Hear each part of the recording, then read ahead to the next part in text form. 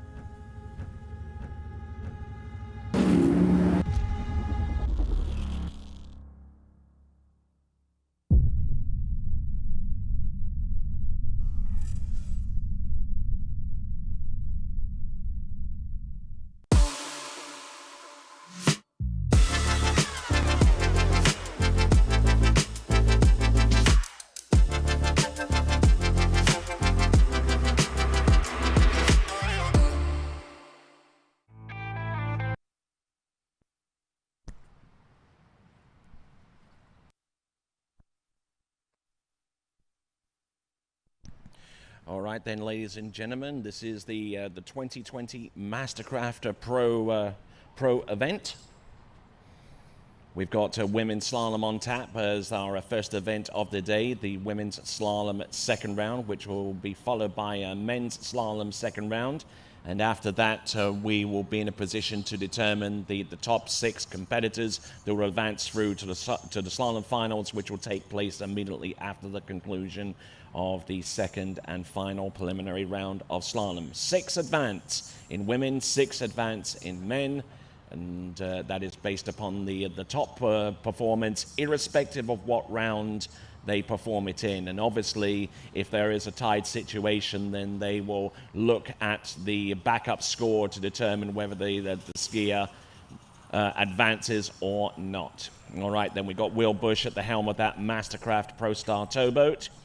There's still time for you to get in your entry for the skier of the day, but time is running out for you to get your entry in for the audience prize. Go to waterskibroadcasting.com right now to get your entry in for the audience prize. Because once that line goes tight to bring in our first competitor off the dock, the entries for the audience prize will close from there.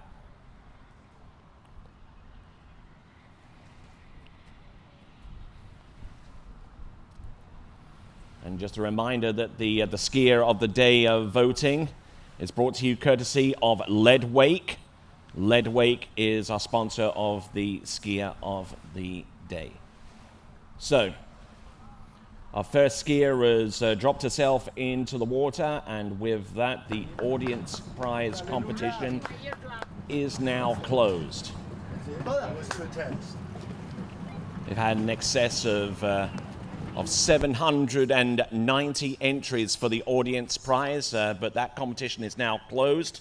The entries are being tabulated right now, and they will be compared against the podiums for both the men and the women's slalom competition, and the top score will also be taken into account to determine who wins the prize of those slalom skis. So, all right then, so Chelsea Mills, a scratch right from the get-go. So our next competitor down is Luisa Jaramillo, coming to us out of Colombia.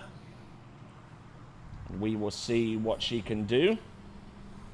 All right, getting kicked off here, Tony. Luisa, 28 off, 34 miles an hour for the women. Luisa, we saw her last 2 weeks ago over at the Swiss Pro. Good to see some new faces out here in the Pro Women division. It's going to be an exciting future for all these ladies. Yes, indeed. And Luisa Jaramillo, who comes to us originally from Colombia, but is resident of Santa Rosa Beach, and is graduating senior of South Walton High School, right up there in Santa Rosa County. So one of our younger skiers coming into this event and looking very sharp out there on the slalom ski. And 28 off, very much at ease there. Yeah, no big deal for her. It's a warm-up. We have a tailwind off the dock, which I think we've actually seen the last few pro events, which for the ladies shaping up, taking that hard headwind in the past 28, you're taking your 38 into that headwind. The ladies who are starting at 32 off are going to be taking that 39 into the headwind. So that'll come into play a little bit later on. See what these ladies want to do, try to crack into that top 6. So. Alrighty, Roo. So, Luisa Jaramillo coming in on 30 meters now. 14.25 meters or 28 off is a relatively easy pass for these competitors. Now, what kind of things change up a little bit between the starting pass and this next pass, 32 off, Zach?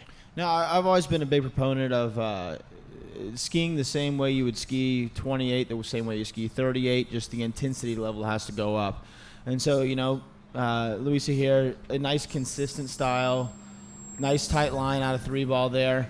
So what she's going to do as she's get through a big 4-ball, that big 4-ball, that's something that we're going to want to see, maybe 35 into 38 off. Just we're taking that intensity level up. We'll be a little bit more aggressive behind the boat and moving on from there.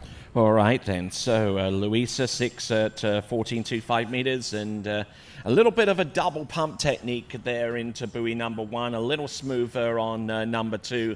But then again, you would halfway expect that considering that she's a righty.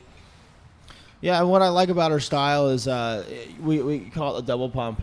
But what that allows these skiers to do is to come up on the boat, maintain line tension, and then get the ski to release to go out around the buoy.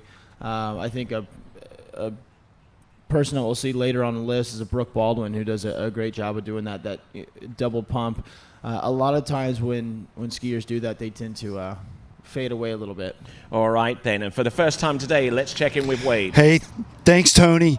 Wade Cox here on the dock with the lady slalom skiers, and it's been awesome for me the last few events. Is being down here, I get the same look as if I was competing, and then I sort of get to see their nervousness and their sort of routine as well. And some want to chat with me, no worries, and then some are avoiding me, no end. But yeah, awesome conditions. Just a light tailwind on their opening pass, so their 4th pass back into the head breeze. Back to you guys.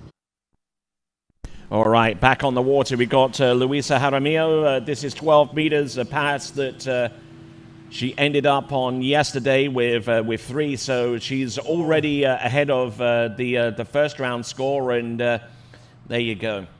Just dug in deep and got all 6 on 12 meters, and that is a better score out of the 2 that she registers for this competition so far. Yeah, way to fight through that one. A little bit of a tailwind there. She did not get a great start here, Tony. 1 ball is a little bit shaky, but, props to Luisa for going out there and see that ski almost out of the absolutely. Water. Lost all her angle. Comes over here to the onside, big 2-ball, and that's the beauty of being a right foot forward skier is you can make up a lot of ground on 2, 4, 6, and there's always the argument which one's left or right is better. But for Luisa today, I was happy that she was a right foot forward skier because she needed that big 2-ball, got her back in the game. Tailwind 35, going to be coming back at 38 off. And certainly not the worst setup that we've seen. I mean, I'm reminded yesterday that Karen Truelove was almost dead and buried off buoy number 2 on 13 meters yesterday, but dug in deep and ran through that pass and would eventually get 5 on 11.25 meters to currently put her in 5th spot right now.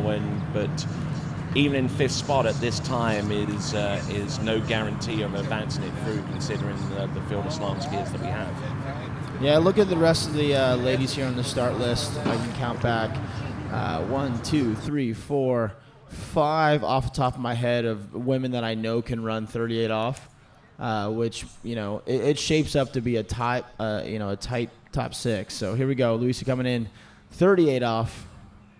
Ooh, good 1 better ball. 1. Better 1. Nice look 2. At this. Little in the heel on the 3. Look at this. Tight line. Get that ski around 4. Getting broken she over. Does. Oh, look at this. Get a piece of 5. That's going to be close, no, Tony. And I don't slapping think a she thigh quite there. got it. But hey. Did she get outside number 5? We'll find out. She definitely tried to sell us on the notion that she got round 5 buoys, but our cameras are there to pick it up on the instant replay to see if she made it round or not. But that was her best 1 ball of the set, Tony. She had a great 1 ball there, and I liked her 2-ball, a little bit slow, lost that line tension. You saw her get back down there. It looked nice. 3-ball, as she started to lose angle, and you saw those hips collapse a little bit. I was surprised she was able to keep the ski in the water around 4. Look at that neck. No. Just inside 5 there. So 4 buoys, 38 off for Luisa. And, hey, that's some really good skiing. I mean, she had a 3 at 35 in the first round to follow it up with a 4 at 38 in round number 2. Really good to see that. All right, then. So our next skier about to take to water will be Alicia Bagnoli. It looks like we're taking a little bit of a technical timeout. We'll return right after this at the 2020 MasterCraft Pro.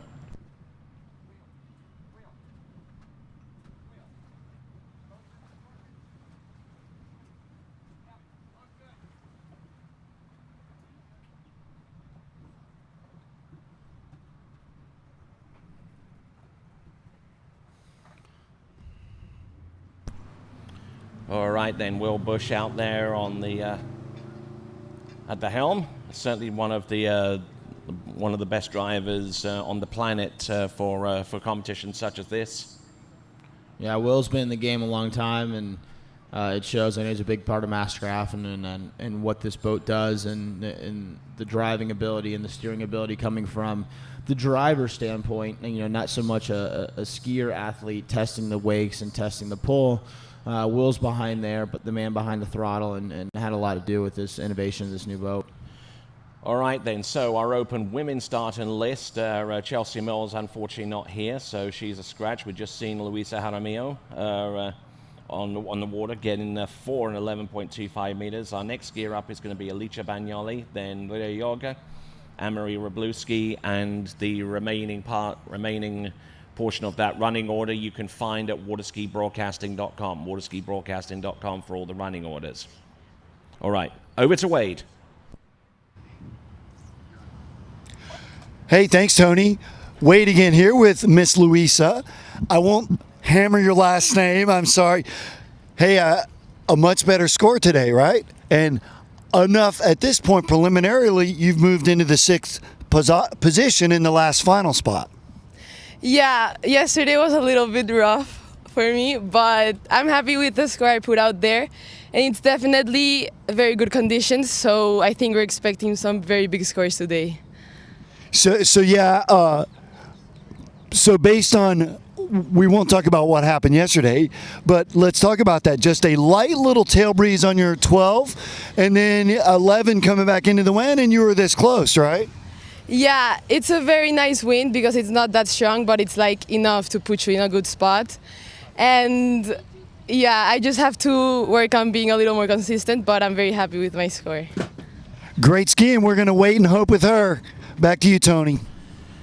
Thank you very much. And Luisa getting photobombed by her brother for good measure there. They're a funny bunch, I'll tell you. Yeah, I saw you in the background there, Federico. That was good.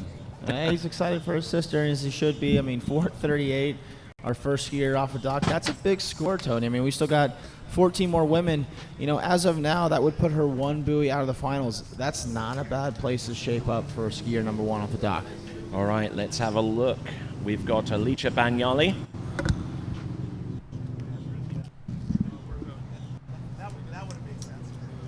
And of course, right now, 4 buoys at 38 off, 11.25 meters, currently giving Luisa 6th place right now, right ahead of Paige Rini.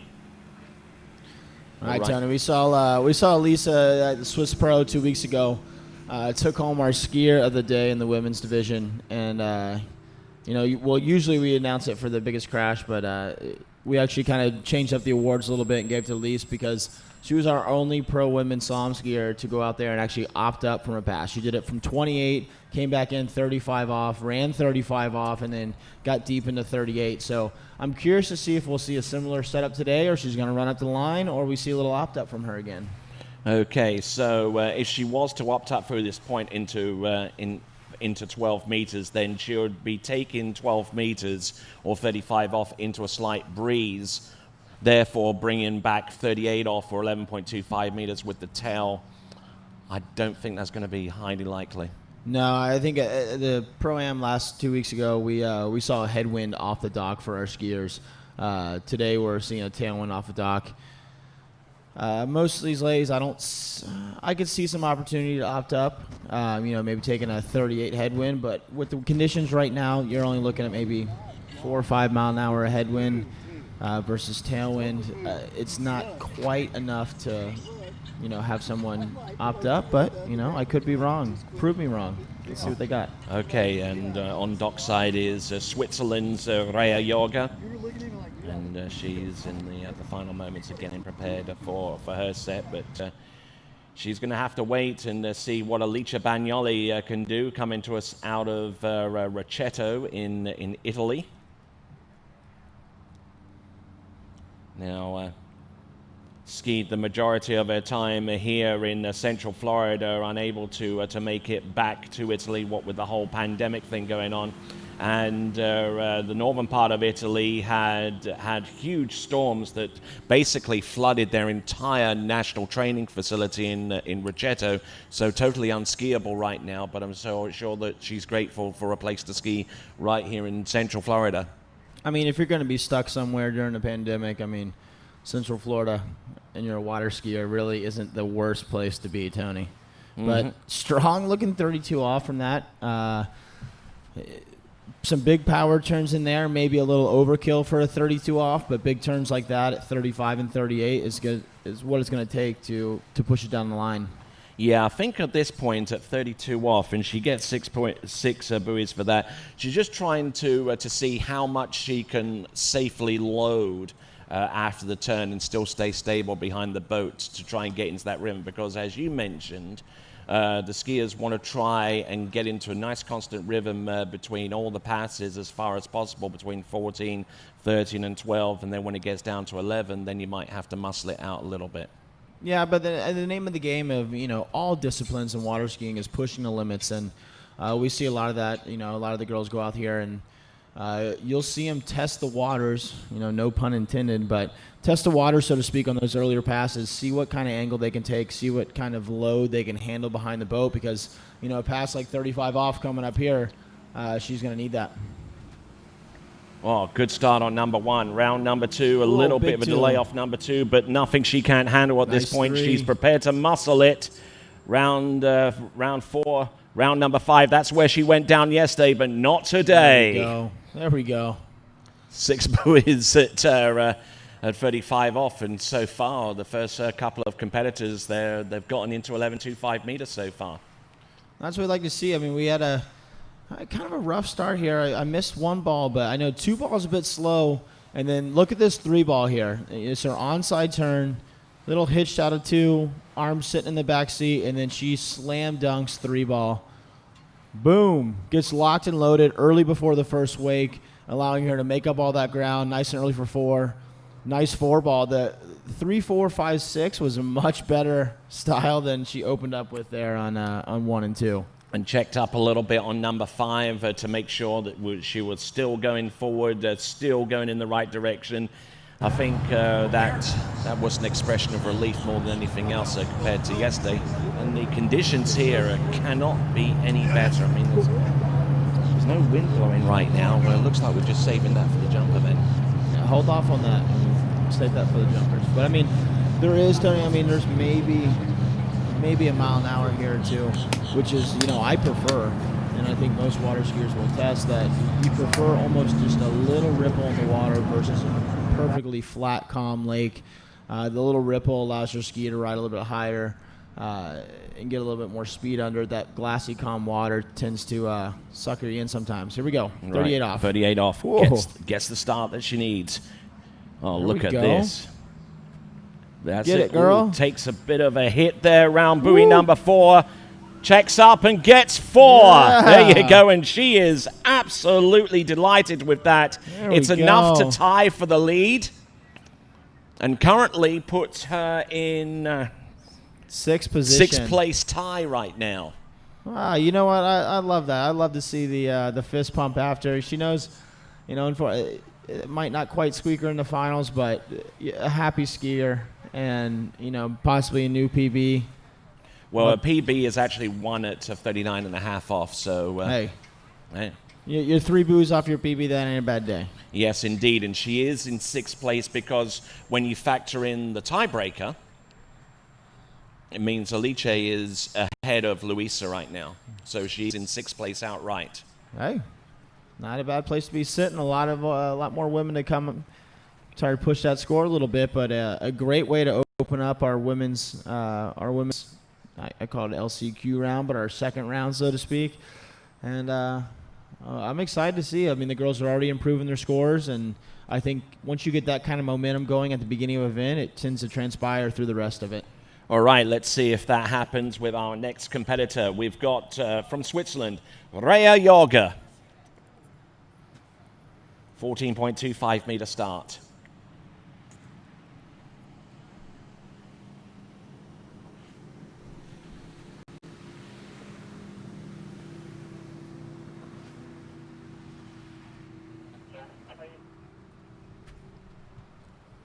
So Raya on this pass of 14.25 meters, and I don't see much wrong with that. Hey, thanks, Tony. I'm here at the dock with Alicia with 4 at 11, which now is the cut line. So right there. How do you feel? You're catching your breath, so you're working hard, huh? Yeah, I'm still catching my breath. I was definitely very disappointed with my skiing of yesterday, and I was so scared of falling at 35, but I just tried not to think about it and tried to think about running it. And then I knew I had to do a score of 4 to kind of get through the cut line, because I know a lot of people did 3, so 4 is the score out there. Let's see what people do. Awesome stuff, Alicia. Back to you, Tony. All righty, great skiing there. All right, and using that good slalom ski and that edge boot to great effect there. 4 and 11.25 meters, currently putting her in 6th. Now, some of you wondering, what is the edge ski boot? And Zach has that information for you. No, the edges of binding I'm extremely familiar with. I grew up with John Travers, who's one of the innovators behind it, and did a lot of testing for them. And, starting way back in 2016. And Edge has kind of redeveloped the way that we thought about hard shells, and they've kind of set a new standard. And it obviously shows a lot of these skiers are running that edge binding, a lot of control behind it, plastic mold injecting on their plates, and the boot rips. That's what I ride. All right, and you'll find that the majority of slalom skiers have migrated to the hard shell boot. Gone are the times where a normal rubber boot would suffice, and not today. And Raya Yoga doing a fine job on with the second pass, which is 30 meters, going down the line with each particular run. For those of you watching slalom skiing for the very first time, the boat speed currently runs at 55 kilometers an hour, 34 miles an hour, and with each successful pass of 6 buoys, the rope gets shortened to the next predetermined length. The length on the line right now is 13 meters. The course width is 11 and a half meters wide. 11.25. 11. Well, it's 11 and a half meters wide, but when you get to the line length of 11.25 then meters, that's when the you're handle actually comes in shorter. So, but there you go. All right, then on dockside we've got Anne-Marie Roblewski about to take to the water. So obviously, when we get to 11.25, which we've seen on our first couple of skiers, that handle didn't make it to the to buoy's width when they make the turns. Yeah, I mean, our first 2 skiers getting all the way through that, and so we'll see Ray through this 35 off here. So far, looks off to a good start. Looks nice, consistent. Big gate turn in for Ray. Little slack out of 1. Hooks up nice out of 2, gets back down behind the boat. Ooh, taking a big hit there. Round number 4, look at this. She's determined. She wants this. There we go, and it's a 6 buoy count on 12 meters. All right. There we go. So, 3 out of 3 so far, getting into 11.25 meters right off the dock. I'm liking it. And she had a big hole shot here, and Tony, we saw that big hit out of 3, and I think being the female with the ponytail, it makes it that whiplash effect look a little bit bigger. But I mean, that was a big 3 ball that Ray had there. Nice to see her turn that, keep the ski in the water.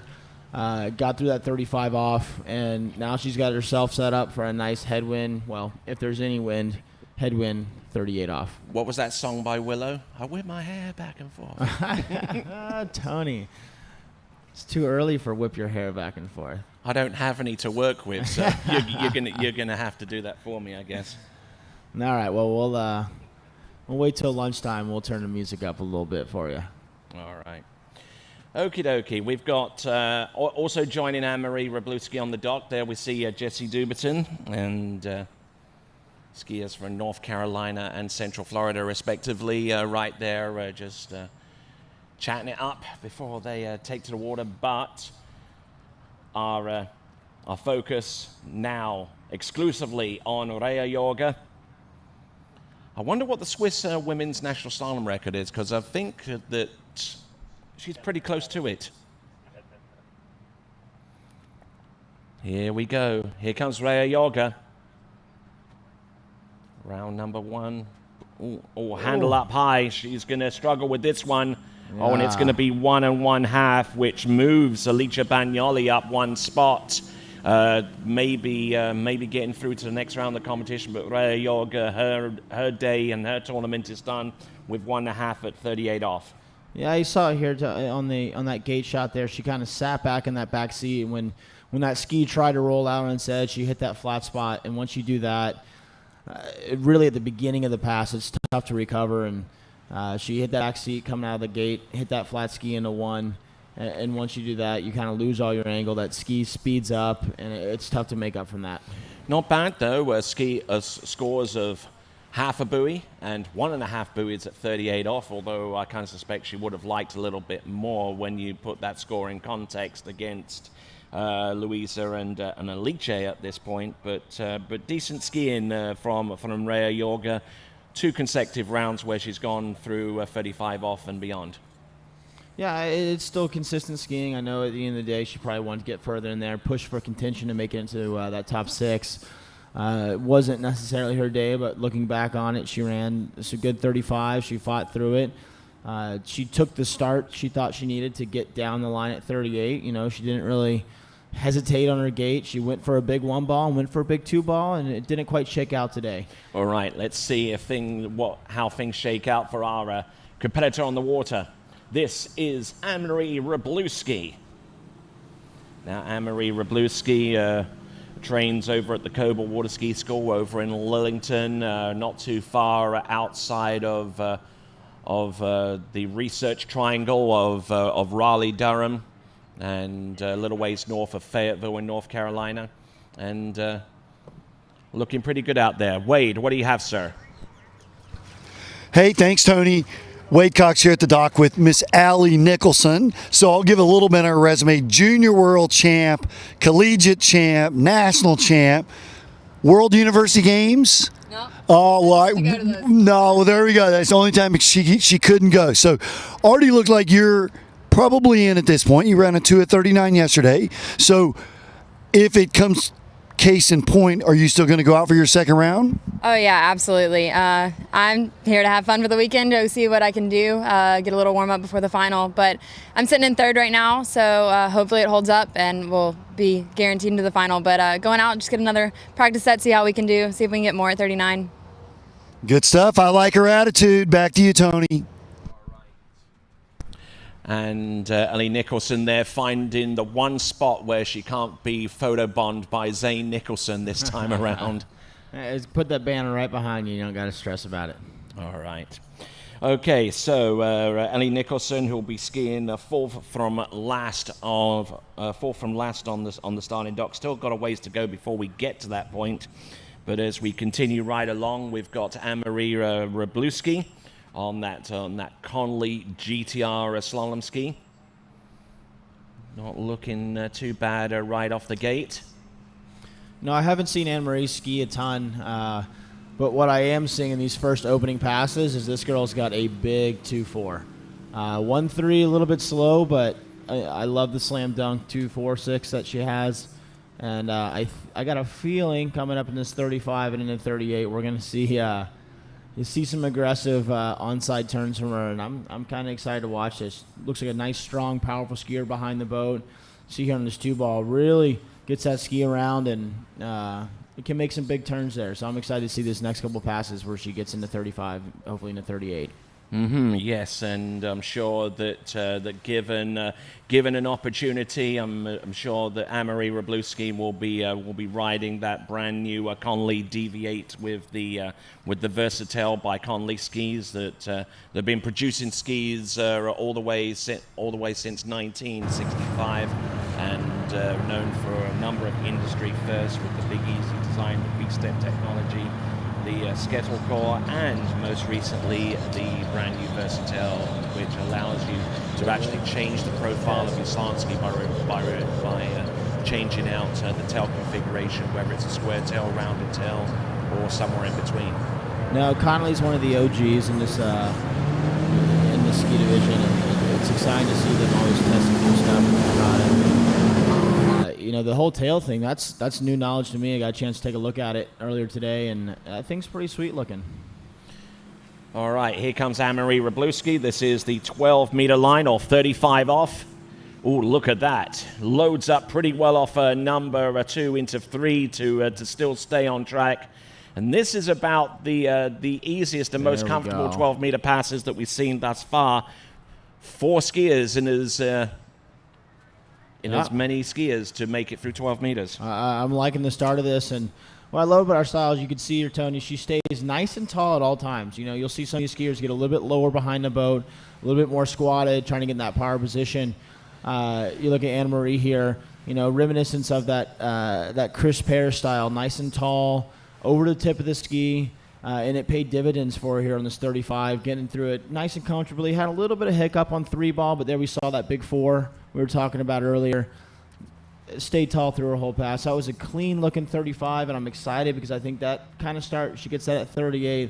That's going to put into contention to push that 4-ball, maybe get a piece of 5 and set herself ahead of the competition. And that gate shot into number 1. I saw something there a little bit whenever she completed the turn there. Before it, she took a big old gulp of air and just turned in and just held a position. Now, what's your thoughts on that so far as either just holding your breath throughout the entirety of the pass or breathing constantly? Tony, I got a quick little story for you. I tried to put I always thought I talked to myself while I was skiing out loud, so I put a mic in my jump helmet one time just to see what I was saying, and all I heard was just extremely heavy breathing the entire time. Maybe that's me being out of shape, but I think we're just breathing the whole time. You do what feels right for you, but here we go. 38 off.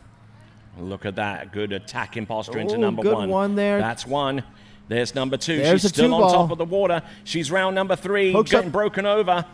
A little loose into number 4. And now we've got a 3-way tie for the lead.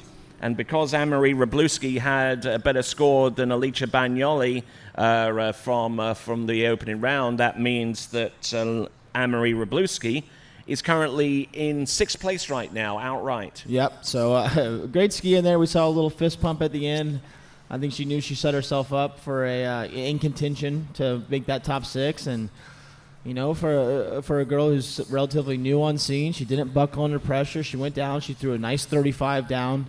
Had a big ball at 2:38. So great ski in there. I'm happy for her. And now she's sitting in 6th, kind of on that bubble spot. All right, and just look at the instant replay again. I'm sure that we're going to get an opportunity to talk with her, or at least Wade gets that opportunity on dockside. But looking pretty balanced, and a little late with the edge change into number 3, but her neck jolted back there into number 4, and she was pleased with that. 4 at 38 off, 11.25 meters. All right, let's go on to dockside with Wade. Hey, thanks, Tony. I'm here at the dock with a very excited Anne-Marie. Saw you throw the fist, but hey, the first thing you said was, oh my gosh, I could have run that. Yeah, oh my gosh, the start was really, really good. Although I probably thought I could run this a little bit too soon, so that's probably why I messed up a little bit there at the end. So she's even nervous under all this excitement, right? So hey, we could be seeing you again. It could be a runoff. So stick around, right? Back to you, Tony. All right, then we rejoin the action. We just saw Jessie Duperton go through the opening pass of 14.25 meters. No big deal, Tony. It's 28 off for these pro women. It's just a warm up, so we'll catch her here on the replay. Good looking pass.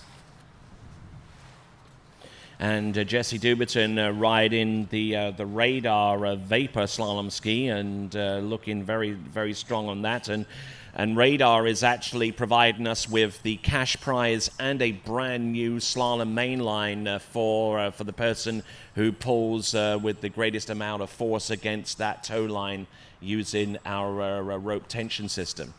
Yeah, I'm excited to see how it shakes out. We saw Mr. Stadebauer take it down at the Swiss Pro-Am, kind of been consistently up at the top. We saw Corey Vaughn take it down the weekend before that. Now, then again, it is a weight to pull ratio. So it's not necessarily the biggest number, it's your weight to pull ratio. And so easily one of these ladies with a big hit and a big turn could easily take down that biggest pull. All right, then, let's have a look and see. We've got Jessie Duperton now. 6 buoys to the good on 14.25 meters. Now looking up over the towboat and taking a look at the slalom course from the opposite direction. Now this is 30 meters or 32 off. Nice strike into buoy number 2. Now she's left foot forward, which means her 1-3-5 side turns are going to be a lot easier for her to accomplish at the expense of the gate shot and 2-4. But looking confident and looking in good form right now. No, you're right, Tony. I mean, nice balanced looking pass. I know Jessie's got that big 1-3-5, but it's nice to see her keeping that tip down around 2-4. And we'll see it here on this 2-ball. Big 1-ball, but usually when you see that, you kind of see skiers check up a little bit too. But nice strong too. And when you have a skier that has that strong of an onside turn, but yet can keep that ski in the water on their offside, that's a recipe for big scores. And good, confident-looking, strong-looking skiing from Jessie through her first 2 passes.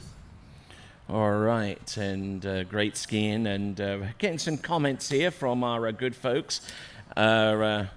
Looking in, we are coming to you live from Lake Gru, which is just outside of Polk City in Central Florida. This is the home of Action Water Sports and Ski Fluid.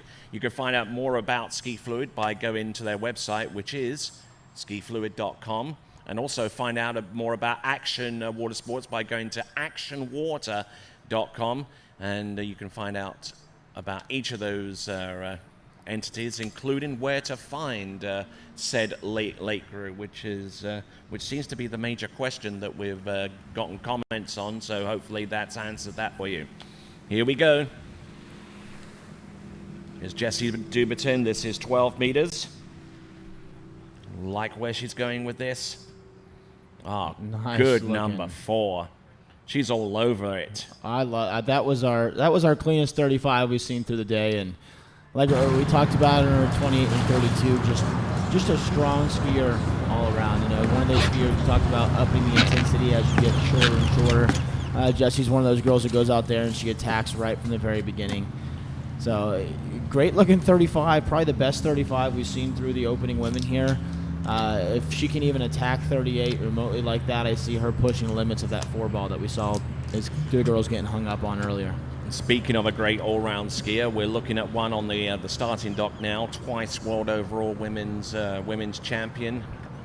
Actually, 3 times world women's overall champion, as far as I can ascertain. That is Whitney Rini, who's making a little bit of a comeback here, and we'll see her out next. But out on the water, we'll see Jessie Duperton coming back in on 11.25 meters. For those of you that are just joining us, welcome to Lake Gru, the home of Action Water Sports and Ski Fluid for the 2020 MasterCraft Pro event. I'm Tony Lightfoot. This is Zach Gordon. Happy to be here, man. Big Z Daddy, huh? Yeah, Big Daddy Z. Is that your DJ name? Nah, well, if I ever start DJing, I just play music in the truck. All right. Here we go. 11.25 meters, 38 off. This is Jessie Duperton. 4's the mark to beat, Tony. Little slack line out of 1. See if she can make it up at 2. Oh, broken over. Oh, my word. Oh, man. Unfortunate to see there from Jessie. That 35 from her looks so strong, and just 38 maybe bit off a little bit more. Let's take a look at this replay. Bit off a little bit more than she could chew here at one ball. Didn't quite have the line ready for her.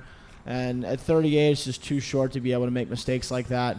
And sitting on the back seat, lost her angle coming into 2-ball, and unfortunately being that offside turn, that's all she wrote. All right, then. And that moves Anne-Marie Roblewski a little bit closer to the promised land, because she has the top score. Although it's tied with 2 other people, her backup is superior, and that means that Anne-Marie Roblewski is in with a possible chance of making it through to next in the competition. But Jessie Duperton swimming to the dockside. We'll have a quick word with her, courtesy of Wade Cox on the dock, and you can find out more about Wade by going to skiwithwade.com, skiwithwade.com. You can also find him on Instagram and on Facebook as well. So, a little bit disappointing there from Jessie Duperton. We'll get a word with her, and you can also email Wade Cox at wade@skiwithwade.com. Wade@skiwithwade.com. All right, skier on the water, approaching the course. Many times world champion, a terrific all-round competitor, and especially good on the slalom ski. This is Whitney Rini. Now, I know we touched base on it last weekend, but, Whit just giving birth to her first kid, what was it, a couple months ago? I don't know. I can't keep track of that stuff, but pretty impressive to see Whit back out here in true Whitney form. Got the big wave on that offside turn. Good to see her out here. And, last weekend, let's go ahead and head over to Doc and see what Wade's got for us. Hey, thanks, Tony. I'm here on the dock here with Miss Jessie. Maybe not super happy with your performance, but hey, you ran the 12 downwind. You gave yourself a shot. That's what I always, when I was competing, was, hey, man, just give yourself a chance, and you did that, right? Yeah, absolutely. I just wanted another shot at 38 and see what I could get. So I've gone from not knowing you to been hanging out with you months on end now here into the season. So what are your plans for the winter? Keep training and working more on weights, getting stronger, and seeing if I can push these girls a little harder next year. There you go. She's got the right attitude as well. Back to you, Tony. All right, then. Those were some words from Jessie Duperton with Wade Cox there, and there is the rope tension leaderboard for the women. Jessie and in the lead. 6:35. That's a big old score right there. Halfway down 12 meters, the pass previous to the one where she ultimately ended her run. Alicia Bagnoli with 6:26, Mano Costard 5:89, Luisa Jaramillo with 5:84, and Brooke Baldwin, who is yet to ski, with 5:82 from number 5 on 11.25 meters in the first round yesterday. So, Whitney Rini approaching the course as we check in on dockside to see Ali Garcia getting ready to take to the water. Whitney Rini on 13 meters. Good strike off number 1. She's a lefty. A little bit of a jolt there on number 2.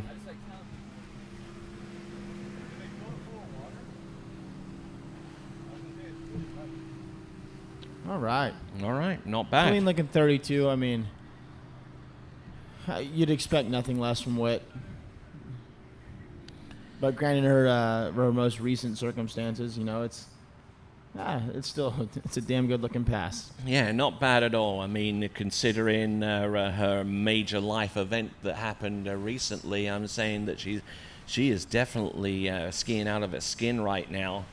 Just hasn't been able to train for obvious reasons to be in the kind of shape that she needs to be at the higher echelon slalom skiing. But I tell you what, she got into 11.25 meters or 38 off twice at the Swiss Pro Slalom, and has already done it once here at the MasterCraft Pro. So we'll see what she can conjure up with the next pass and maybe beyond.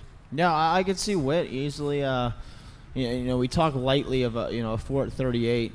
For Whitney, usually would be almost a guarantee on any given site, especially a place like this in Lake Gru at Ski Fluid. Given the recent events, having a kid, man, it's not a given, but if anyone's going to be able to go out there and do it, this is when the old technique, this is when the old habits kick in for Whit. And I could see her getting a little scrappy and putting it down past 4-ball at 38 very easily. All right, then. So looks like we've got a few fans of some skiers in particular commenting in right now on the YouTube channel. Here is Whitney Rini making that look smooth for the most part. A good-looking 35 there. I mean, her onside looks a little bit slow today, but what Whitney does a really good job of, she's one of those skiers who's able to make up a lot of ground on her offside turn, which you'll see here on 2 and 4. 1-ball, a little bit hitched, kind of gets picked up a little bit, but you'll see she's got a beautiful offside turn. Ski stays nice and low in the water. That inside the buoy shot's beautiful. I love that. Nice and powerful out of the finish of the turn, and that's why Whitney's able to get through 38, through 39, and one of the few women to get into that 41 off line length. And it's with big turns like that, and I'm excited to see this 38. I know she got 2 the first round, but the way she's looking right now, Tony, I could easily see this going past that. Yes, indeed, and hasn't been back on the water all that long, and there are certain things that tend to go first whenever you haven't been able to train effectively all that much going into a competition, and one of the first things that goes is your timing, especially with a one-handed gate shot, how critical it is to pull out and get that glide to a certain point and then turn in on the handle and hook up all at the same time. Timing's everything, and it all with slalom skiing and all coming around the island or coming into the course, it all starts with that gate shot. Granted, the course starts when you go through the gates and you're approaching number 1, but it really starts on the timing for the gate when you even think about pulling out. And so that's one of the first things to go. But Whitney, being the veteran that she is, that's one of the first things that she'll be able to regain. So let's see what she got here for the 38. A little slow out of 1. Could she get the 2 that she needs? She does, Tony. Look at that. Here we go. Look at Drop this. The hip She's still there. Get the ski around 4. Does she get the 4? Yes, turns. All right. And I think she takes the lead at that point, doesn't she? She will. She's got a backup score at 2:38 from round number 1, a 4:38 in round number 2, putting her in the sole spot. 6th place right now. 6th place, getting her into that women's finals as of now with 3 skiers remaining on the dock that could potentially bump her out. And at this point, eliminating Anne-Marie Roblewski at the same time. So Whitney McClintock might be in with a shout of making it among our top 6 competitors, but a big old grin off for number 3, like saying, what the? Yeah. If we rewind a year, I know Whit's going to be disappointed with 4:30. I think today she's pretty excited about the fight she put in behind the boat. And, Tony, I told you, she could easily put herself in contention. And now here we are. She's sitting in that 6th place with no ties. She's got 3 skiers left that are all capable of getting through that 38, but we'll see how it shakes down for her. But, great skiing from Whitney, and it's good to see her in the water. That's a good way to wrap up the season if her day ends here. Maybe we'll see her in the top 6 a little bit later on. But regardless, a good way to end the year for Whitney. All right, maximum pull 554. It's 2.9 to 1 against her body weight.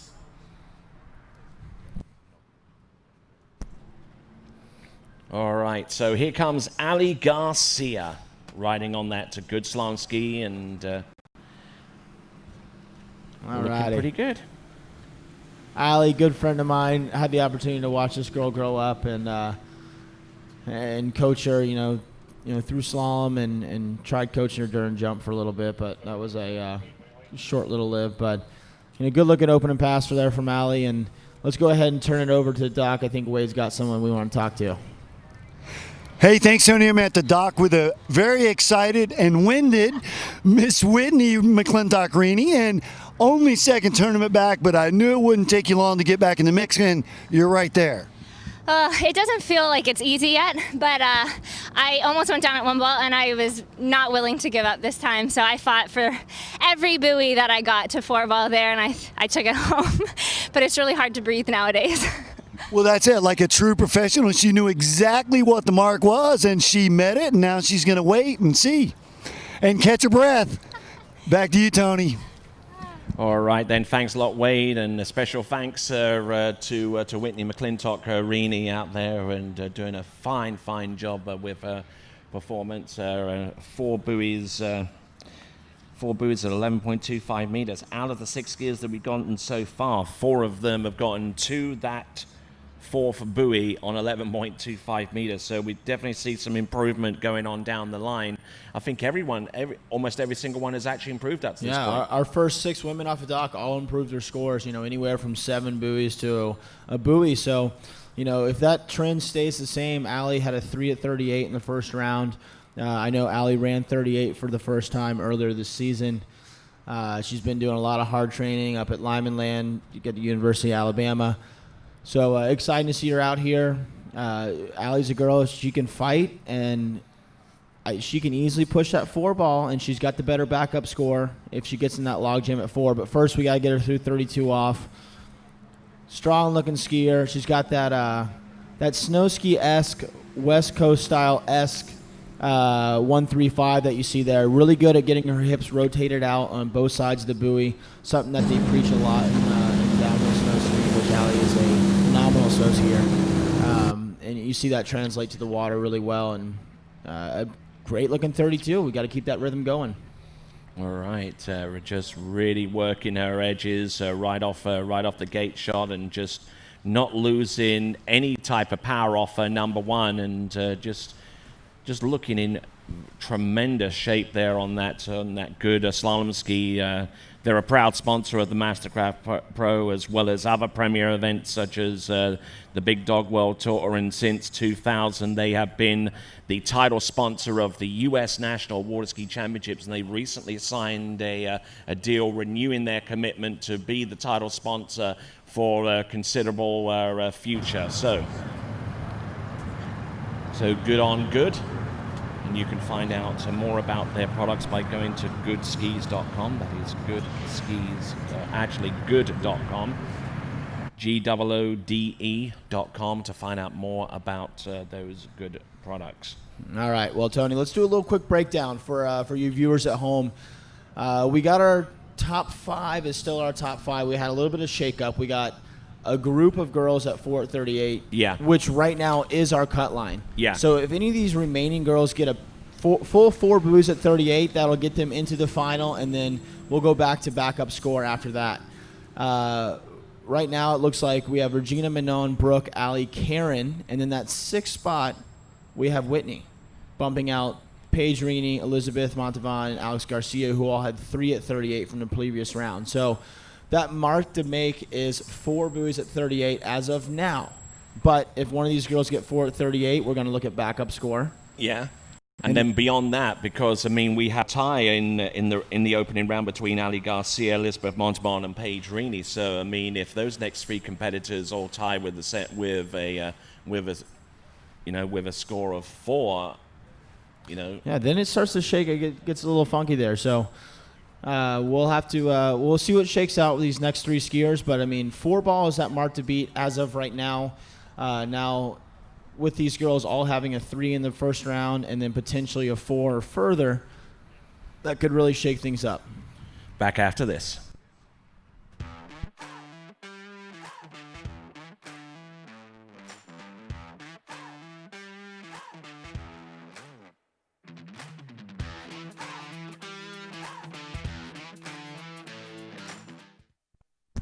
All right, then, back to live action. This is the 2020 MasterCraft Pro, Ali Garcia on the water. She, as we briefly alluded to, tied with Elizabeth Montavon and Paige Rini yesterday with 3 at 38 off.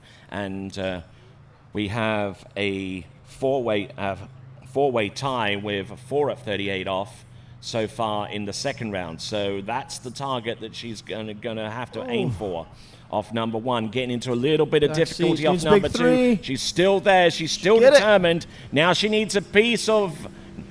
Doesn't need a piece of 5, but she has the 4, and that's enough to put her nose up in front as the 6th place skier thus far. Yeah, Tony, that was a slow start there for Allie at that 1 ball, but a true test to her mentality on the water and fighting through that 2 ball.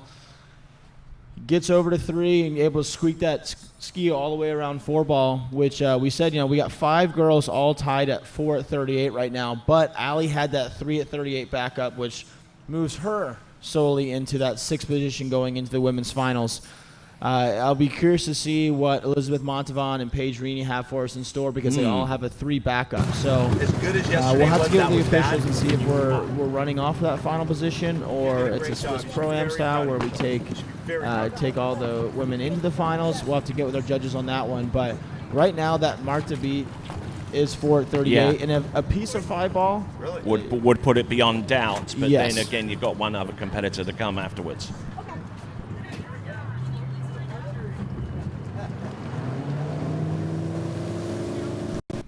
All right then. So you've just received some breaking news information regarding the tires. Yeah. So update from the officials. So with the foreseeable tie for this 6th place position getting in, they will do 1 round of runoffs, Tony.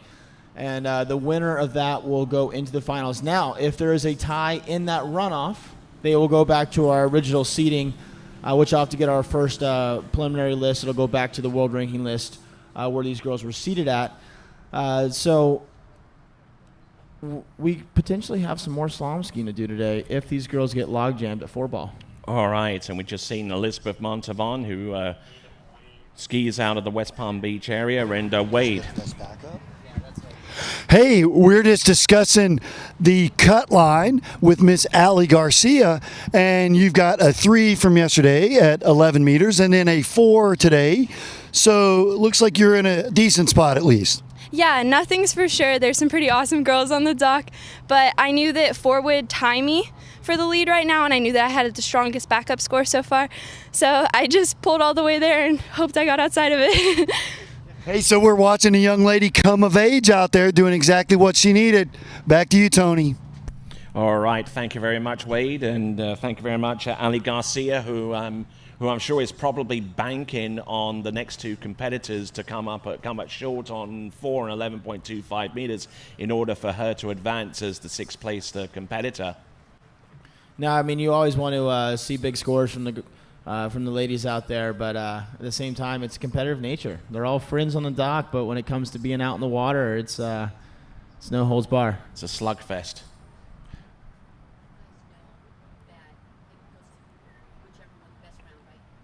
Yeah, and then 1 round of runoffs, and then they go back to seeding if there's time runoffs.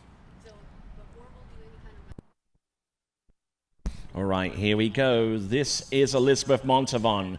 Good aggressive strike into buoy number 1. This is 30 meters. A pass that's well within her capability, but a pass that she can't be too complacent on. And there we go. That's 5, and that is number 6. Well early for number 6 on 30 meters. And looking in very, very good shape at this point. Now, Elizabeth's a fun skier to watch, and if you're even remotely active on social media, you've seen Elizabeth's slalom passes and seen her out there. And this is a girl who ran 2 at 39 just about a month ago at the Travers Grand Prix. A girl that's well capable of putting herself through 38 and a fun skier to watch.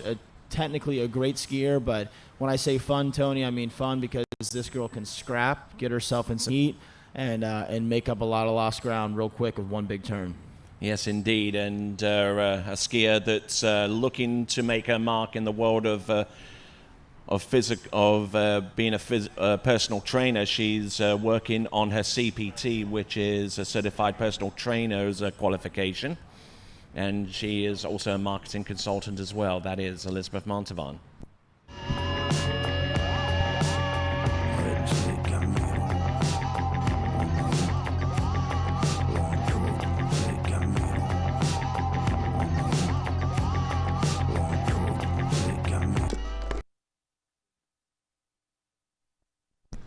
All right, here we go. This is Elizabeth Montavon on 12 meters. Needs a decent start on the gates. Big 2-ball there from Elizabeth. Knows that she needs to get more than 4 on the next pass, but she needs to get there first on 12 meters. Looking very calm, looking very steady, and 12 meters in the bag for Elizabeth Montavon. And now if she can get a piece of 5 on the next pass, then she moves into the 6th place slot.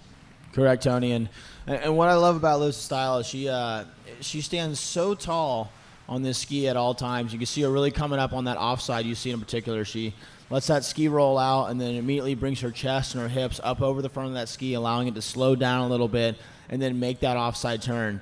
Another thing you'll see out of her is on her onside, she tends to, we call it sitting in the back seat, sit a little bit back, but what that does for her, it gets that ski moving across course extremely quick, but she's so good about standing right back up on the front of the ski, slowing it back down, keeping the ski in the water, and getting a nice tight turn.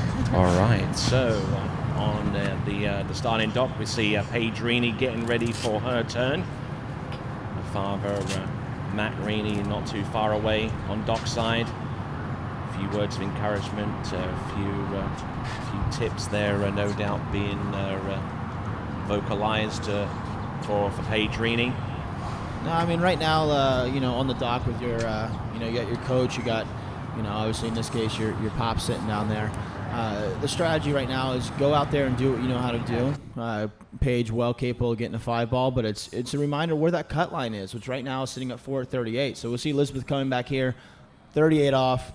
Tight looking, good start on 1 ball there. Tight looking too, Tony. This looks good. This looks very good indeed. 3. Look at this. Now, look Here at we this. go. She checks up on 4. She's good on number 5. And our Yeah, first person to there get we through 38 go. off is Elizabeth Montavon. There we go. Let's see a little under the rope fist pump right there. She knows that was a big score. And that log jam at 4 ball, she was the first one to, really put the ski in the water there at 4, get all the way through it. Strong looking 38. I didn't see a lot that I would pick apart there for. Worked her way a little bit down course through the whole thing, but I mean, what a start here at 1 ball. She just got into that rhythm of the first couple of buoys and just did not let it go.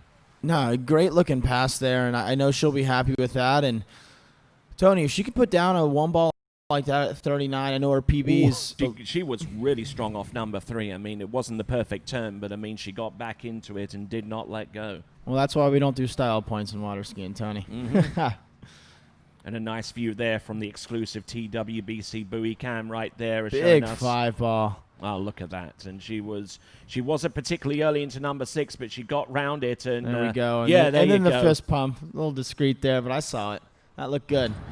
So here we go. Now you got Matt and Paige down the dock checking this out. So Paige knows it's going to take, it moves Karen Truelove with that 5 at 38 from the previous round. That moves her actually into the 6th position. So that 5 now becomes the benchmark to get into the finals here. But Elizabeth Montavon, 39 off. Here we go. What kind of start can she get for us? Tight looking 1. Look at that. Round number 2. Oh, and gets 1.5. Wow. Some great skiing there from Elizabeth Montavon. And that's going to move her solely into the 5th place, moving Karen Truelove down to the 6th place with a 5 at 38. So we have 1 skier left on our mark to beat, so to speak, which our cut line was 4 at 38. Now with Elizabeth getting into 39 off, that cut line's now been moved to 5 at 38 with that score of Karen Truelove. So Paige Rini on dock, she knows what she has to get. She's got to get a full 5, and she's got to get a piece of 6 because Karen could likely better her backup score from the previous round. So 5 will put your hat in the ring. A piece of 6 will really start to get things talking. So yeah, at this point in the proceedings, the highest that Elizabeth Montavon can finish out of this round is, as you say, is basically a 5th spot at 5th place right now, which would put her into the next round as long as it hasn't been superseded.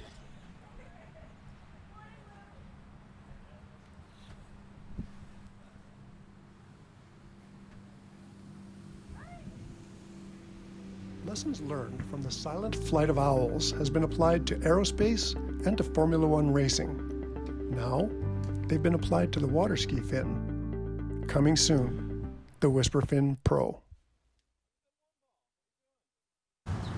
Alpha 2. Watch your feet. Oh, they're switching judges, I guess. All right, Paige Rini on the dockside there, getting ready for her go out there on the slalom course, and she's knows pretty much what it's going to take her to get through to the next round.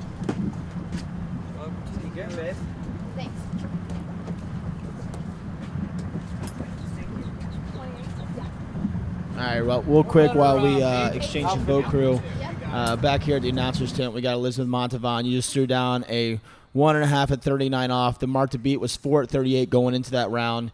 You said, screw the 4 at 38, I'm going to run it, and then get in a 39. Walk us through that 38, what you were thinking on the dock, and then that start at 39 looked beautiful. Thank you so much. Yeah, I'm really pleased with that. I knew a full pass at 38 was probably going to make it to the final, so I thought I'd play it safe and just run the whole damn thing. Yeah. Here's your replay here. This is awesome. their 39 off coming in. What do you think? Let me see. Yeah, I like one ball. The best number one of the season. Yeah, seriously. Came up a little bit early, a little bit back foot at 2 right there. And yeah, that's what happened. So I came up way over the front of the ski after being back foot, got that rocking horse kind of started, and then I lost my line. That's all right. I mean, 1.5 at 39. As of right now, that puts you in the 5th. There could be a little shake-up. We got 2 more skiers that could potentially bump you out, but you set the bar high, Elizabeth, and we'll see how it holds up going in the finals. Great skiing out there. Thanks you guys.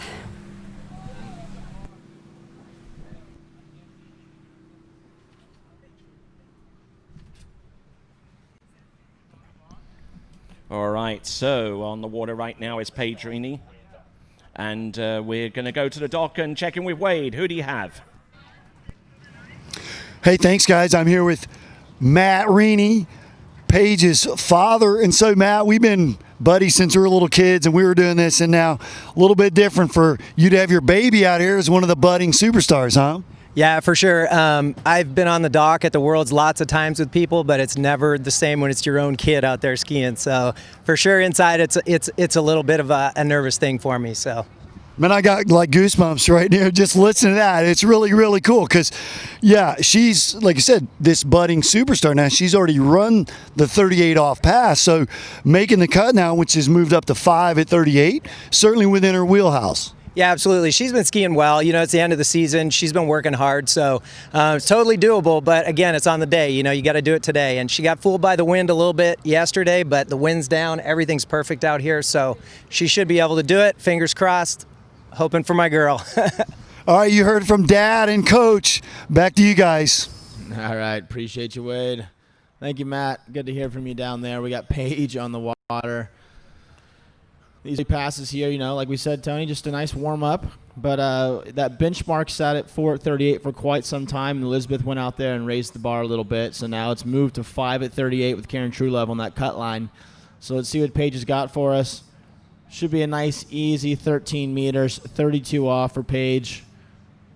Big 2-ball there. I like to see that. But making her way through. No big deal. Feeling it out. Getting in that rhythm. Paige threw a 3 at 38 from us earlier in the yesterday's round. Very capable of, you know, surpassing that 5-ball at 38, which she needs to if she wants to put some heat on Karen Truelove. So, feeling the flow, working it.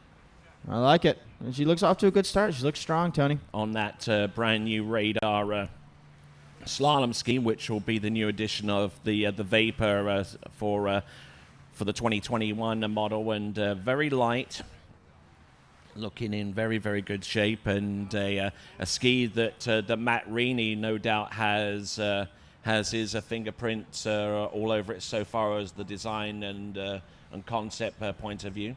Absolutely. Paige is in a pretty sweet spot, being able to kind of sit there with Dad, and, you know, a lot of times you get to be the test dummy for a lot of skis, but at the same time, when you get one that works, you get to run with it and kind of put your mark on the ski. And having Matt there, working a lot in PD&D with that ski, developing it, working on it. I know Paige has probably ridden 100 of those, and it's nice that she's got a ski she feels well balanced on. It shows on the water. She looks good on her offside, her onside, well balanced. And here we go, 35 off, Tony, for Paige Rini. All right, here we go. This is Paige Rini. Round buoy number 2. knows that this pass is well within her capabilities, but can't afford to put too much of a foot wrong. And there you go, that's 12 meters, just like that. And every single skier that we've seen so far has gone through 12 meters at the very least. Hey, that's what we like to see. And this pass coming up right here will make it or break it for our women's finals. As of right now, we have Regina Jaquist, Manon Costard, Brooke Baldwin, Allie Nicholson, and Elizabeth Montavon, all in your top 5. Number 6 is Karen Truelove sitting on the dock with a 5 at 38. So, if Paige fails to surpass 5 at 38, we'll have our final set. If she's able to get past 5 ball at 38 here, that shakes things up a little bit for Karen going off next. All right, so a lot of permutations, a lot of calculations going on to determine. And here's Elizabeth Montavon.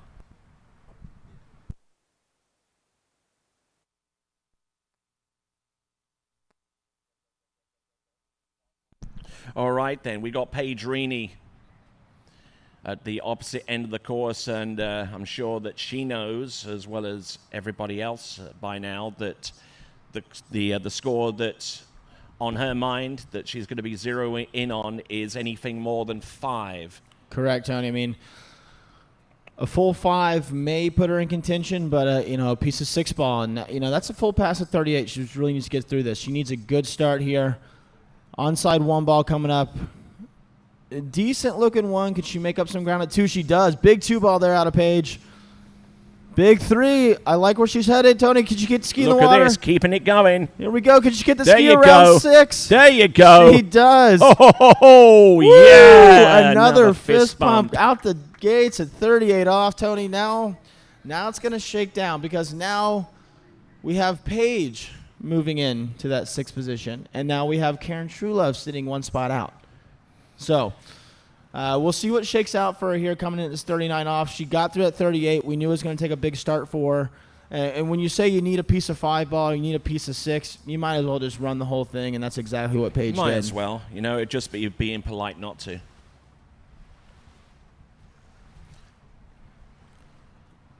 So as we take a look at the tail end of 11.25 meters from Paige Rini, let's go to dockside and check in with Wade. Wade, who you have?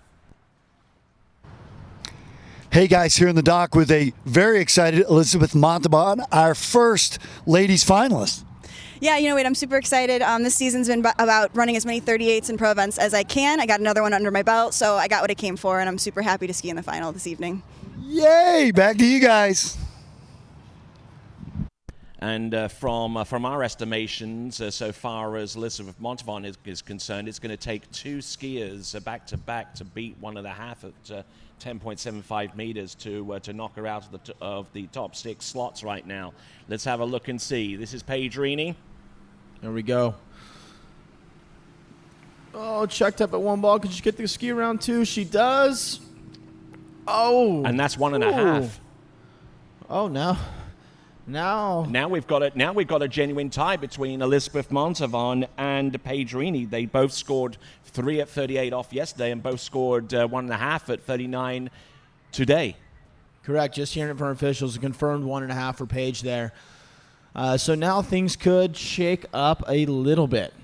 With the backup score they had yesterday, we still have 1 skier kind of sitting between those 2 girls and getting into the finals. With Karen Truelove on the dock. So if Karen goes out there and bests them of a 1.5 at 39, that gets Karen into the finals. Anything short of that, both girls go through. But it's all up to Karen here, whether she can force a runoff for the girls or she can, punch her way into the ticket. But it's going to take a full 1.5 at 39 for Karen to get in the finals here. All right, and there we see Paige checking up. She knew where she needed to get to make certain of a spot through to the next round of the competition, and coming up just a few feet short there is Karen Truelove getting ready to slalom. We see the stats for Paige Rini. 597 pounds, that's a 4.4 to 1 against her body weight. Paige Rini setting up a 0 off as a 2. Wow, that's all I can say at this point, because this the next performance coming up could shape the destiny of not only herself, but 2 other competitors. But we look here at our top 6, Tony. We got 5 at 39 from Regina, 4 at 39, 2, 1.5, 1.5 at 39 for all the girls. So it's going to take, Karen getting a big score to get in here. All right, then we're going to have a word with Paige Rini in just a moment or so as we get ready to bring in Karen Truelove. And there's Will Bush at the helm of that towboat.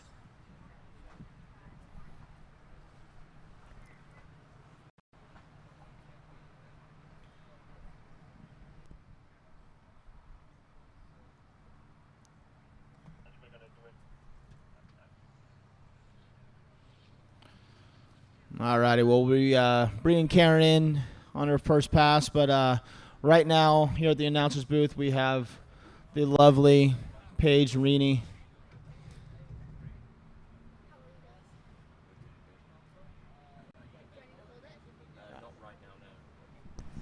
All right, here comes Karen Truelove, 14.25 meters, 28 off the standard 75-foot line, leaving her with 47 feet to get round all 6 buoys. Not looking too bad. Certainly one of the most consistent pro women slalom skiers of all time. That is Karen Truelove. All righty, Paige. What a round out there. Nice looking 35 off. You knew the mark to beat was Karen's 5 at 38. You got through 38. You went and tied yourself up with Elizabeth Montavon with 1.5 at 39. Walk us through that big 38 off you ran and how you felt at 39, and what do you think is going to shake out? Do you think that's going to be enough to keep Karen out of the finals and get yourself in? I just wanted to do my best. I just wanted to run 38, and I was really happy with what I did. So the 39 wasn't as good as I wanted it to be, but hopefully that'll get me through. So. Talk us through this 39 because, we're looking at the instant replay. You got a little bit jolted off number 1, and from here it's just a case of survival, yeah? Yeah, I just didn't get a good S-turn. S-turns are not my thing, so. But there you go. And I tried, though. You attempted the S-turn. Yeah. But there you go. A little bit back to the drawing board so far as that is concerned. But 1.5 at 39 is certainly a great score to be in the tournament with. So now we're looking at Karen Truelove. She's got to beat that score in order for her to advance and to potentially put you and Elizabeth in a runoff situation. Yeah. So I'm sure this is nervous times. We'll let you stick around here for a little bit. So we'll get your reaction as we see Karen Truelove. Look at this. Certainly not one of our taller skiers, but she has power aplenty and the experience to back it up. 30 meters. No. So from a fellow competitor's perspective, whenever you see Karen out there, what are you typically looking for to emulate from someone like Karen? She's a true legend, honestly. She's been around for so long, and she's someone that I look up to as a young skier. So it's just awesome to see her out here and skiing and performing so well along all of our competitors. So. All right, so Looking in good shape. Zach, anything there? No, I think Paige touched on it really well. I mean, it's fun. I was in that position, coming up through the pro ranks when you're a younger skier, you're a junior, and then you start to make your name known, like Paige has in the pro women division. So it's great to see her up here and being able to, set yourself up there and go against a true legend like Karen. All right, then. So as we continue right along, Paige, we're letting Paige head all the way back to the dock because, well, we said it ourselves. I mean, if there is a position where Karen gets over 1.5, then there is a two-way tie currently for 6th place right now. She needs to be on dockside and ready to go. Yeah, absolutely. That's part of being on the bubble. You kind of got to stay ready for if and when. You get yourself into a tie, into that position, whether it be just to get into the finals or just to a podium finish, something like that. So sent Paige back down to the dock to kind of stay focused, stay ready. Seeing our way here through 35 off for Karen. This is a woman who's well capable of getting deep down 39. And Karen's a veteran of the sport. She's no shy of knowing what the cut is to make, knowing the bubble, and going out there and delivering when she needs to. So strong looking 35 off there. Karen, 5 at 38 in the first round, well capable of running that pass. And so excited to see what's going to shake down here in these next 2 passes. And we'll get a little bit more clearer view, Tony, of where we're going to stand going into the finals and who's going to be in our finals, whether it be Paige and Elizabeth Montavon, or maybe it'll be Karen Truelove squeaking herself through. All right, so essentially the target score is 1.5, and it's not on this pass, it's on the pass beyond. So anything less between here and there drops Elizabeth Montavon and Paige Rini through to the next round of the competition. Correct. So she needs a full pass here. I mean, she almost got through it in the first round. Needs to get a good start here. Karen, can't really speak to it enough. She's calm, cool, collected at the end of the lake there. She knows exactly what she needs to do. She's got a familiar boat crew with her. She's very familiar with the MasterCraft. And so... and someone who's taken special interest in this performance is her husband, Freddie Kruger. All right, Karen, needs a good start here. Here we go, 11.25 meters. Needs everything out of this pass. Nice 2-ball, little back seat. Needs to make up some ground at 3. Could use a big 4-ball here. She gets it too. Oh, look at this. She gets the big 5 in round buoy number 6. All right. She said, hold my beer, Tony. Watch this. Get up it. All righty. Look at this, Tony. We're shaking it up. I mean, all our girls threw 35 off. Karen knows she had to run 38. Goes out there and nails a beautiful-looking 38. Fought herself through that. Got off to a good start here.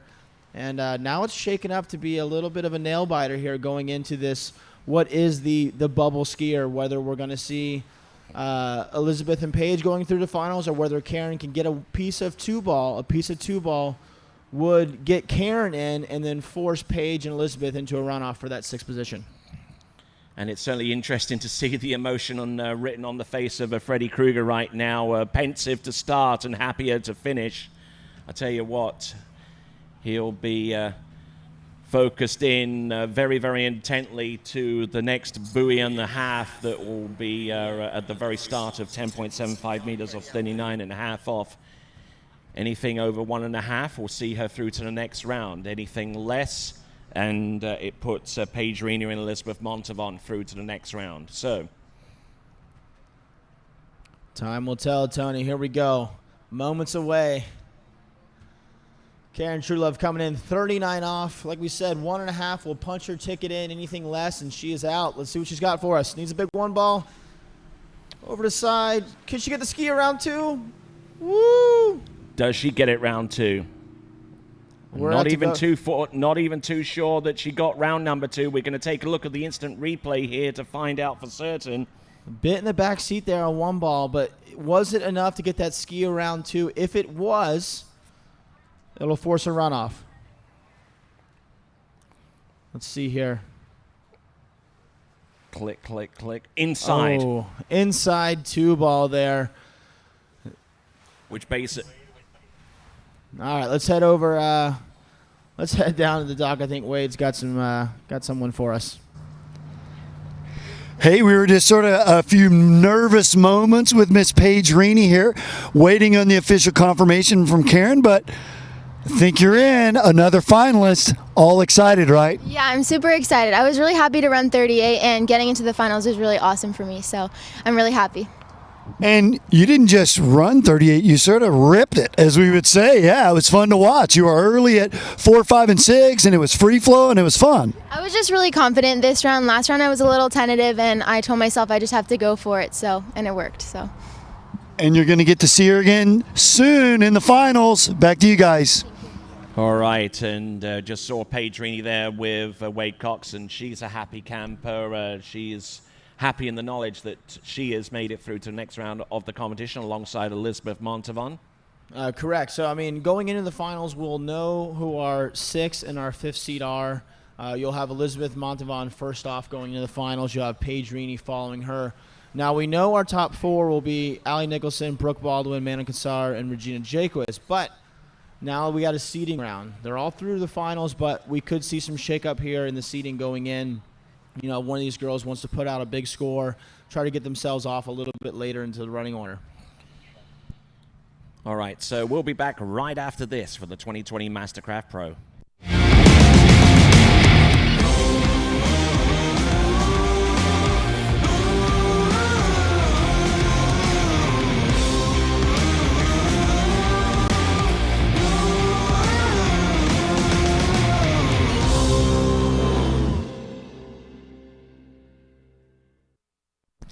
All right, then, here comes Allie Nicholson.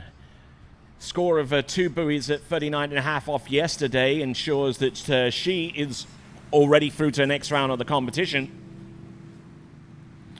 But this opening pass is 13 meters. So looking to put 39.5 off into the wind, I believe. Yeah, that's what we talked about, this wind a little bit earlier. And it is starting to pick up a little bit as the day goes on here. As this wind's going to start playing a factor. And, yeah, she's going to be trying to take that 39 from the opposite end. She's already into the finals. But, you know, looking at the girls she has going behind her, how you have a tendency to want to sit a little bit further back in the pack to see what scores are thrown down at the beginning, so you know what you have to chase. And we'll see what it shakes up for. 32. Got a couple more passes here. Get her through 38 downwind. The wind is picking up a little bit, but that sets her up for a nice 39 headwind. Granted, she makes it through 38. All right, let's go over to Wade in just a moment after we see the completion of this pass by Allie Nicholson. Wade, who do you have?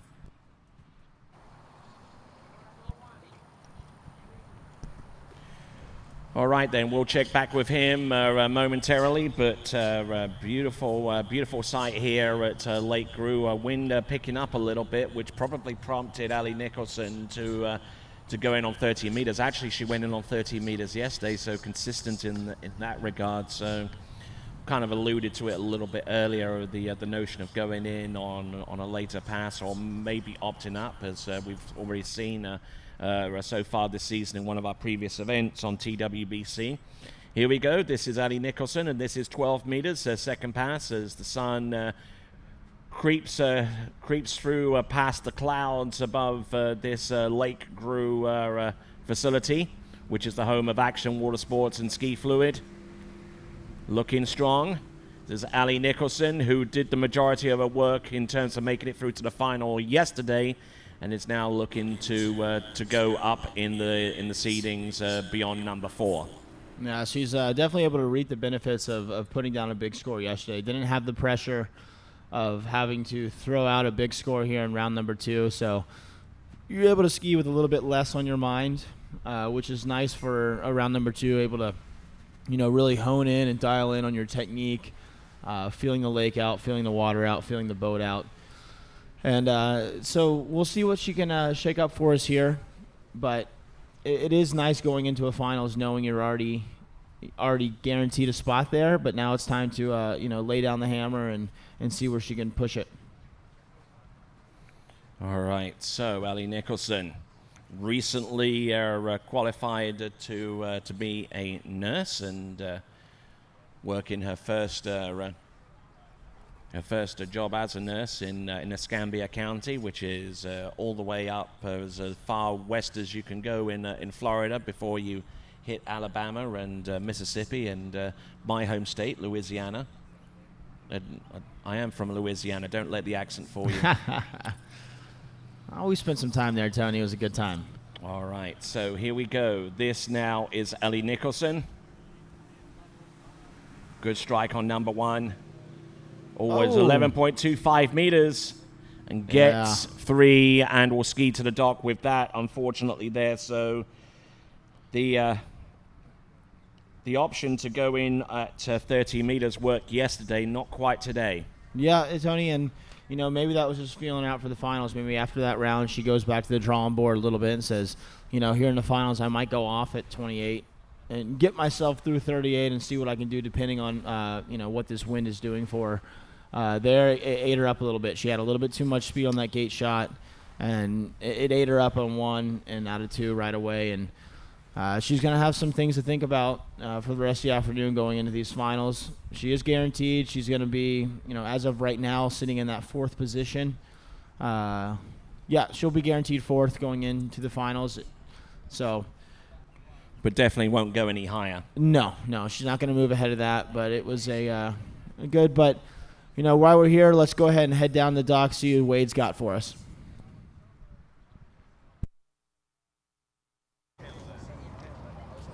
Hey, thanks, guys. Wade Coxkin here with our world champ, Miss Manon Costard. And, hey, the ladies are putting up much bigger scores today. Even though you've got this protected score, it's going to take more in the finals maybe than we thought, right? Oh, yeah, for sure. But, it was expected. Yes, it's pretty windy. It was the first round. We're always, a little bit more timid, let's say, when we haven't tried the lake or, so first round is always a bit lower scores usually. And I'm not too surprised to see those good scores. It looks good out there, and just a little head tell should be good. No, that's it. As we watch Allie come in, that's just what I was coming to the guys back there. The wind is holding really nice, so the boat and the ski and the lake are skiing great. So we look forward to a big score from Miss Manon. Back to you guys. All right, then. Thanks a lot, Wade. And we just spoke to Manon Costard, and we should see her ski within about the next couple. This is the 2020 MasterCraft Pro. We'll return right after this.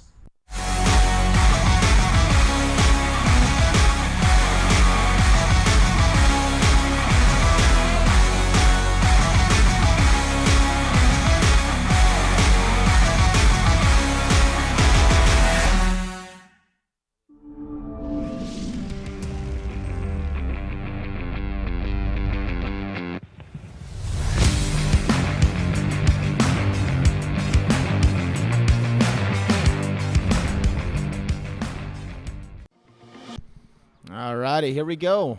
Back on the water with Miss Brooke Baldwin coming in. She had a 2 at 39 in round number 1. A strong skier. We talked about that double pump earlier, Tony, and it'll be fun to watch Brooke kind of advance herself through these line lengths. And you see it. You'll see it a lot on her onside. She kind of comes up nice and tall through the wakes, releases the handle, and then at the last second lets that ski roll out and get big turns there. So Brooke's first pass through 28. Let's head back down the dock. I think we got another little skier with Wade. Hey, guys, here with Miss Allie, who just came off the water. Little disappointed, but you're our first skier that you're using your protected score from yesterday. Now you're in the finals. So what went wrong out there? I just really didn't get a good start there at 38. I don't know. I'm definitely disappointed with that. Luckily, I had a score from yesterday, so I'm still into the final. Sometimes you just have those rounds. So hopefully I got it out of the way, and finals will go better for me. Well, so let me ask you this for you guys at home. How were your first 2 passes? How did you feel after those? Did you feel settled for your 38? I really did. I thought 35 almost felt a bit rolly. I think it was just me. I just was a little unsettled there, but I felt good going into 38, and I'm going to go back and watch it, see what I did. I don't know what I did on the gate or what, but yeah, it just wasn't a good start there. Well, she's got that spot protected in the final. We're going to see her again soon. Back to you guys. Thank you, Wade.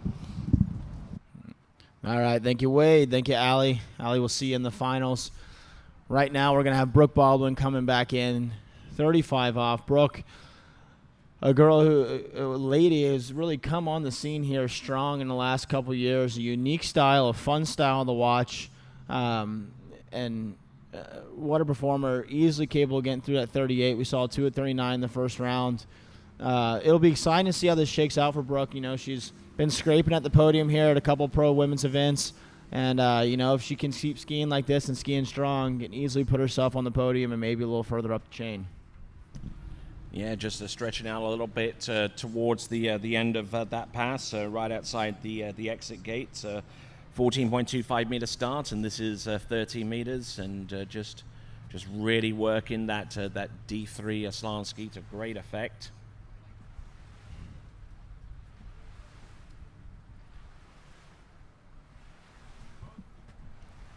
Just looking really, really easy and really simple there with the opener at 13 meters. or 32 off in old school parlance.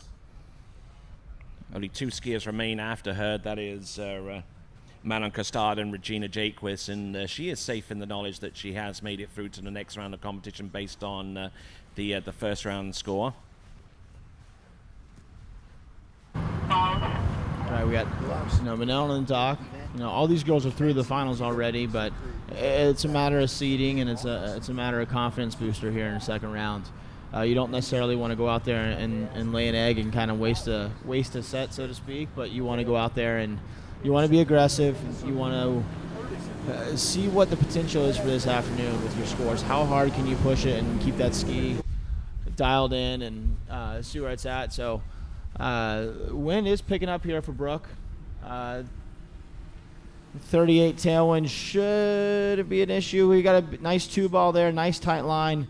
Brooke does a great job of keeping 2 hands on the handle nice and long into the approach of the buoy, allowing her to run, Tony, a 38 off like that, a nice tight line and I wouldn't call it a strong tailwind, but a pretty substantial, noticeable tailwind there. And now she's set herself up for a really nice, fun 39 off here into the headwind, capable of getting way down this line. Let's see what she can get for us. She's the mark to beat right now is Manon's got a 4 from the first round. Regina Jaquist has a 5 from the first round. So in order for her to better her seeding, it's going to take beyond 4-ball, piece of 5, which she can do. But I think this is going to be a confidence booster pass right here coming up for Brooke. Right you are, and wind's starting to pick up a little bit. It may be a little cause for concern, but I'm seeing her perform in all kinds of conditions, a complete calm to wind conditions that produce more than a little bit of a ripple, and she's excelled in pretty much all instances. Yeah, that's the nature of our sport. I mean, we do average about 6.5, 7 minutes a skier. So, granted, from the very start when we saw Luisa take off the water at 9 a.m. this morning to we're here at 10:35, the conditions change. It is Florida. They can vary quite a bit and quite often. So, that is the nature of the beast. Is you might be going up against a competitor who had a little bit better conditions in the beginning of the round. A lot like snow skiing, we get tracked up a little bit where a skier later on in the pass. But here we go, 39 off. Brooke, good out of 1. Nice 2-ball. Nicely. Getting loaded there off of buoy number 3. A little narrow on number 4, but 11.25 meters. Ooh. Woo. So I believe she started in at 14.25 meters, which will make that 11.25 meters going into the slight wind. Yeah, that was my apologies there. I thought, I got stuck on the starting off at 32 off from Ali on that first pass. So starting at 28 there, getting herself through a nice headwind 38. Now she can maintain that tight line and get a good start at 39. It's going to take a piece of 4 to shake up the rankings a little bit, but if anyone can do it, it's Brooke. All right, and in the process, whipping that hair back and forth. Tony, I told you got to wait till lunchtime to start singing.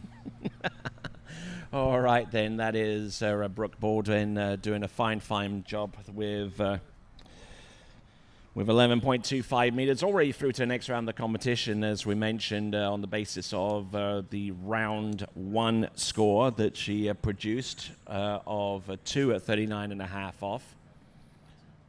She could potentially move up in the seeding, provided that she gets a piece of 5 on the next pass coming up, and if that score remains unchallenged, then she could potentially move all the way up to the number 1 seed if she can run this particular pass at 10.75 meters. Here she comes. Nice. All round number 2, and that replicates the score that she produced yesterday. So consistent, we give her that. Yeah, consistent skiing, and that tailwind caught up with her. She had a good-looking 1 there, and then looks like she pulled a little bit long into 2, and when she did that, it's so tough to get that ski to slow down, especially in that tailwind, and she lost the line there. And you can tell she's just checking up, getting a full 2, taking a little bigger hit than we like to see in a round that necessarily didn't really count. But, Brooke, no stranger to danger, and testing the waters. That's the one ball she wants. I'll be curious to see if she takes it in the headwind in the following rounds. Maybe we'll see a little opt up or going off the dock at 32 off. But solid performance there. Ties her 2 at 39. And we're down to our remaining 2 skiers, Manon Castard and Regina Jaquez. All right, let's go dockside and see what. We'll just go dockside.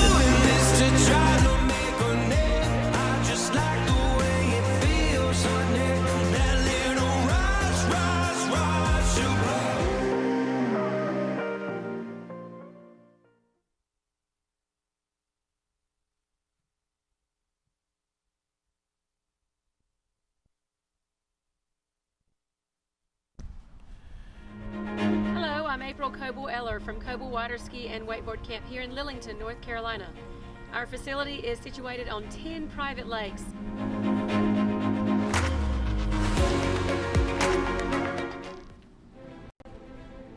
Denali. No hype, just science.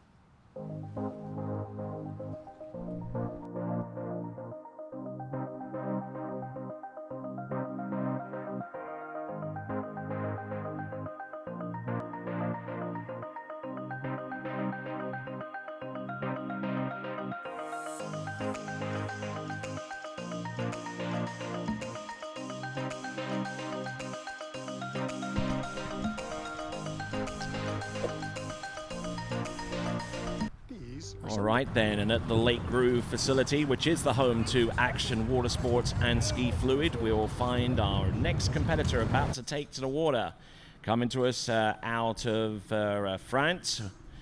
Ordinarily would ski over at Lacanau, which is a little ways west of Bordeaux in the western portion of France. But to skiing at the boarding school these days in Central Florida, this is Manon Castard.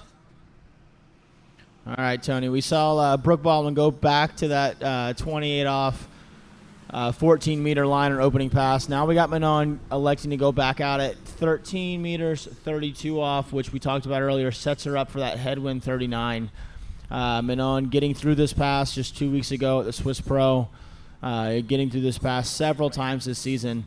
So good-looking opening pass, and let's go ahead and head back down to the dock with Wade. Who do you got? Hey, guys, here in the dock with Brooke. You're not even breathing hard. Like I heard somebody say, hey, nice 38. You just stroll through that 38 off, no problem. Oh, thank you. I was just trying to relax, and it all came together, so I'm happy. Nice, got a spot in the finals, huh? Yeah, before I skied, I knew I was in the finals, so this was just more of a fun set, I guess, but doesn't mean it's not a little nerve-wracking, I guess. Nice spot to be in. Another one of our finalists. We'll see her soon. Back to you guys. And just as a little bit of information to put on the end there, 608 pounds of pressure against that towboat. That's almost equivalent to 5 times her body weight. Yeah. So she was beefing it up there with that performance. Yes, I tell you, some of the most elegant-looking skiers and the smoothest-looking skiers are some of the strongest. And that's the name of the game. It's all about that lean line tension and load on the rope. And Brooke does a great job of being a powerful skier, for a small and compact body, so to speak. So, yes, great performance. Looks can be deceiving. They can. Well, back to the water here. We're going to have Manon coming back in at 12 meters. A buoy malfunction?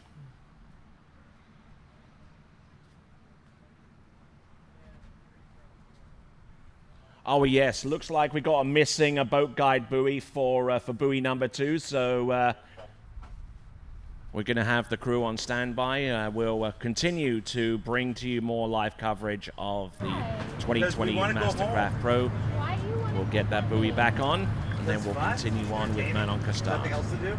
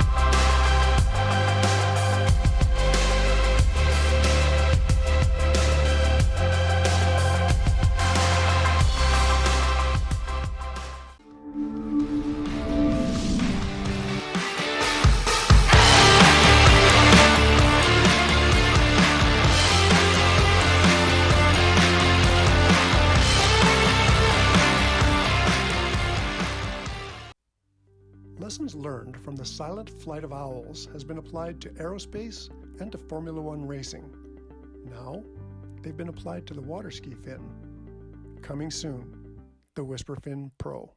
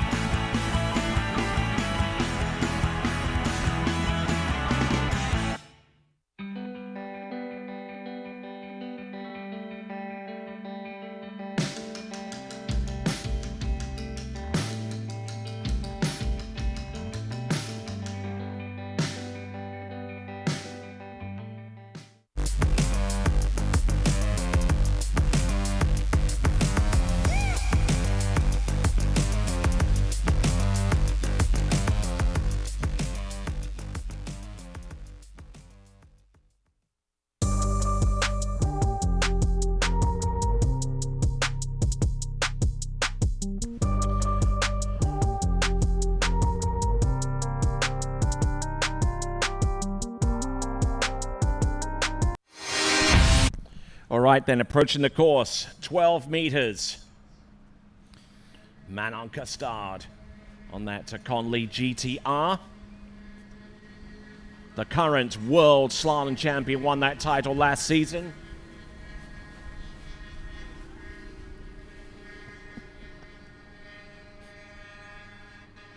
There we go, Manon Custard doing a grand job on 12 meters.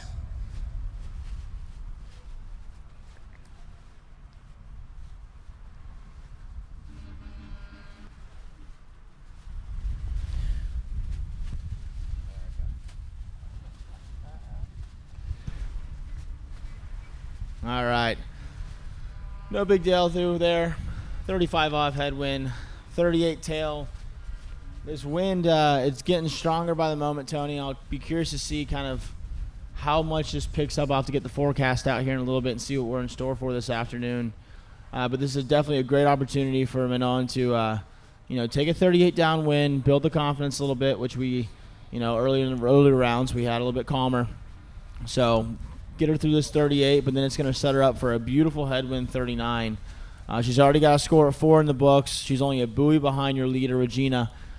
So see if she can shake up the seating a little bit. And from a tactical point of view, she's definitely trying to put 39.5 off into the wind and skiing for what I would call the knowledge. The knowledge of knowing what you need to do to win.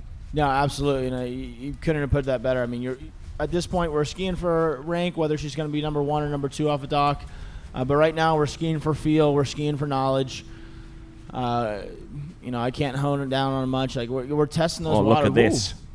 Big 3 there, but for a 38 downwind, a pass that eats a lot of girls up. Manon, makes it look like a cakewalk out there, and speaks to her experience as your reigning world champion, and did a really great job.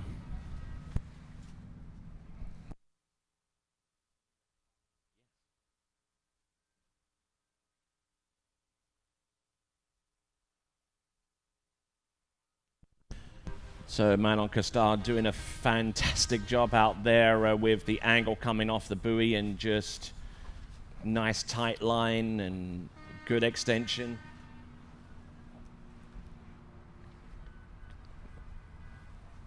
Good extension going cross course and just holding her head up high, and knows this pass is well within her grasp every time she goes out there to ski. Yeah, Manon's a fun skier to watch. She gets really low behind the boat, and those knees are really bent up through her edge change. We'll see a lot of the other girls will stay super tall through that edge change. Manon tacks it a little bit differently. She gets lower in that squatted position, lets that ski kind of suck up to her waistline, and then back out on the to the opposing buoy. So a fun skier to watch, a different style. And Tony, it works really well, and it works great in conditions like this where, maybe it's wind, it's a little bit choppy. She's a extremely strong skier, and you'll see it here, right from the very beginning. Gets nice and low on that ski, even on the gate pull out. what kind of start can she get here at 39 for us? Through the wakes. Oh, headwind 39. Look at this. Look at Good this. two ball, Tony. Look at this. Buoy number 3, she's still there. She's good to number 4. Can't afford to put too much of a foot wrong. And with this pass completed, ladies and she has gentlemen. moved into the top seed Woo. with 1 skier remaining. We talked about it, and that's exactly. She took that 39 head, which was ideal. We'll go back here on the instant replay, Manon. Strong-looking 1, a little bit out of shape at 2, but then hammered down at 3, set herself back into it, and that's the glory of getting that headwind and your hardest pass, and Manon taking full advantage of it there, nice and wide around number 2. And I tell you what, that onside turn on 3 ball. And I tell you what, she has her fans not only online but also on site as well. For those of you that are listening in, those horns are coming off I-4. They were checking in on Manon Costard and are giving her all the encouragement that they can muster. After a 5 ball like that, she deserves all the honks in the world coming down I-4. Big 5 ball there to be able to get her ski around 6.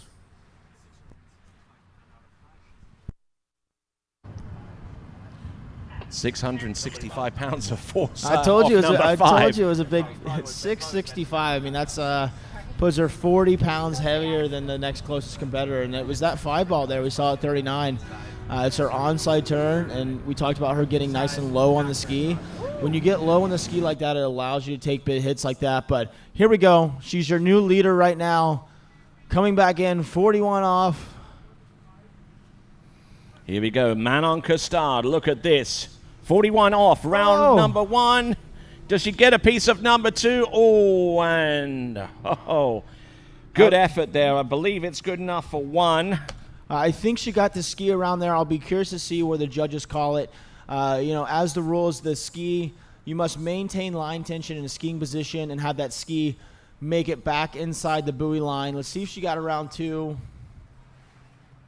We won't quite tell from that angle. We'll get the boat here in a second, but just losing that line to finish, it's going to be a matter if they scored potentially a 1.5 or maybe a 1 1/4. Here's our replay where we'll actually get a good view here of that 2 ball, Tony. But for a tailwind 41, I liked her start here. Maybe came off the handle a little bit soon into a little bit flat skied. Did she get around it? Look at this. She got round buoy number 2. Now, when did she lose that handle? Just the ski is past 2 ball there. It looks like the handle is out there. Did the ski cross back in that line of 11.5 meters? Gonna have to check with our officials here to see if that was scored as a 1 1/4 or a 1.5, Tony. And if it is anything more than 1, you have just seen Manon Costard break the European women's slalom record. Wow. Well, would you look at that, Tony? I didn't even know that. 666 pounds. Well, that's a number that's pretty scary for a lot of people. Well, when you pull that hard, it deserves to be scary. Manon, 29 pounds heavier than the next closest competitor. I'm sorry, 31 pounds heavier. But I mean, that was a beast of a 5 ball there at 39. Got herself all the way through it. Now she's in sole possession of the lead going into the finals with 1 skier remaining, Regina Jacobs on the dock. We've seen Regina take down this 39 off quite often coming through here.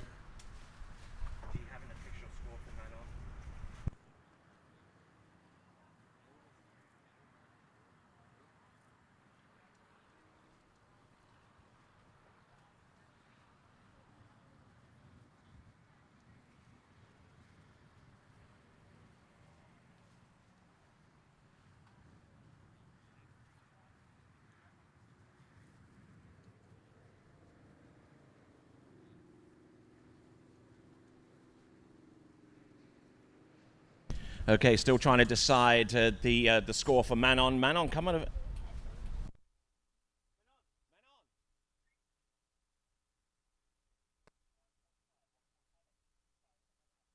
All right, well, just got official confirmation. 1.5 at 41 off for Manon Costard.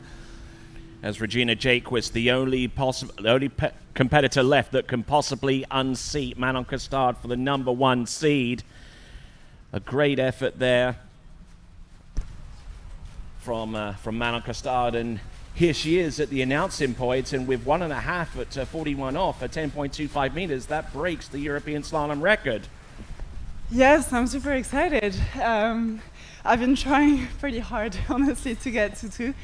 And I've done a lot of ones and being frustrated with not being able to keep going after that. So I'm really, really happy with what I did today. And I just sort of hope that I could have held on at 2. But here's your record-breaking performance. Talk us through it, Manon.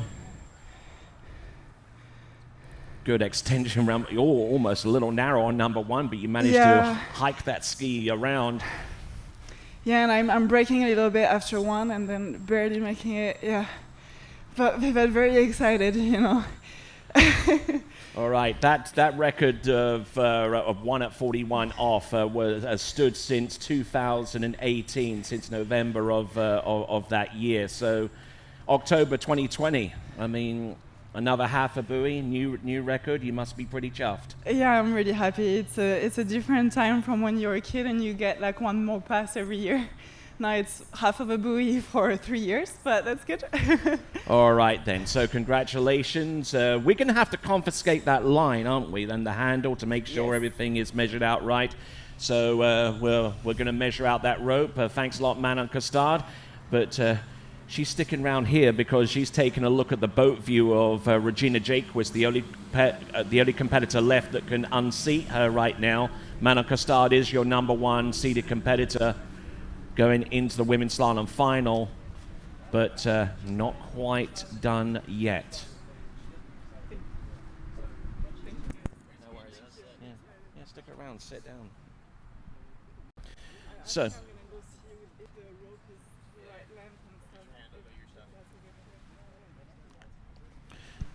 All right then, Manon Costard making her way back to the dock. The one thing that she's looking for is the handle now.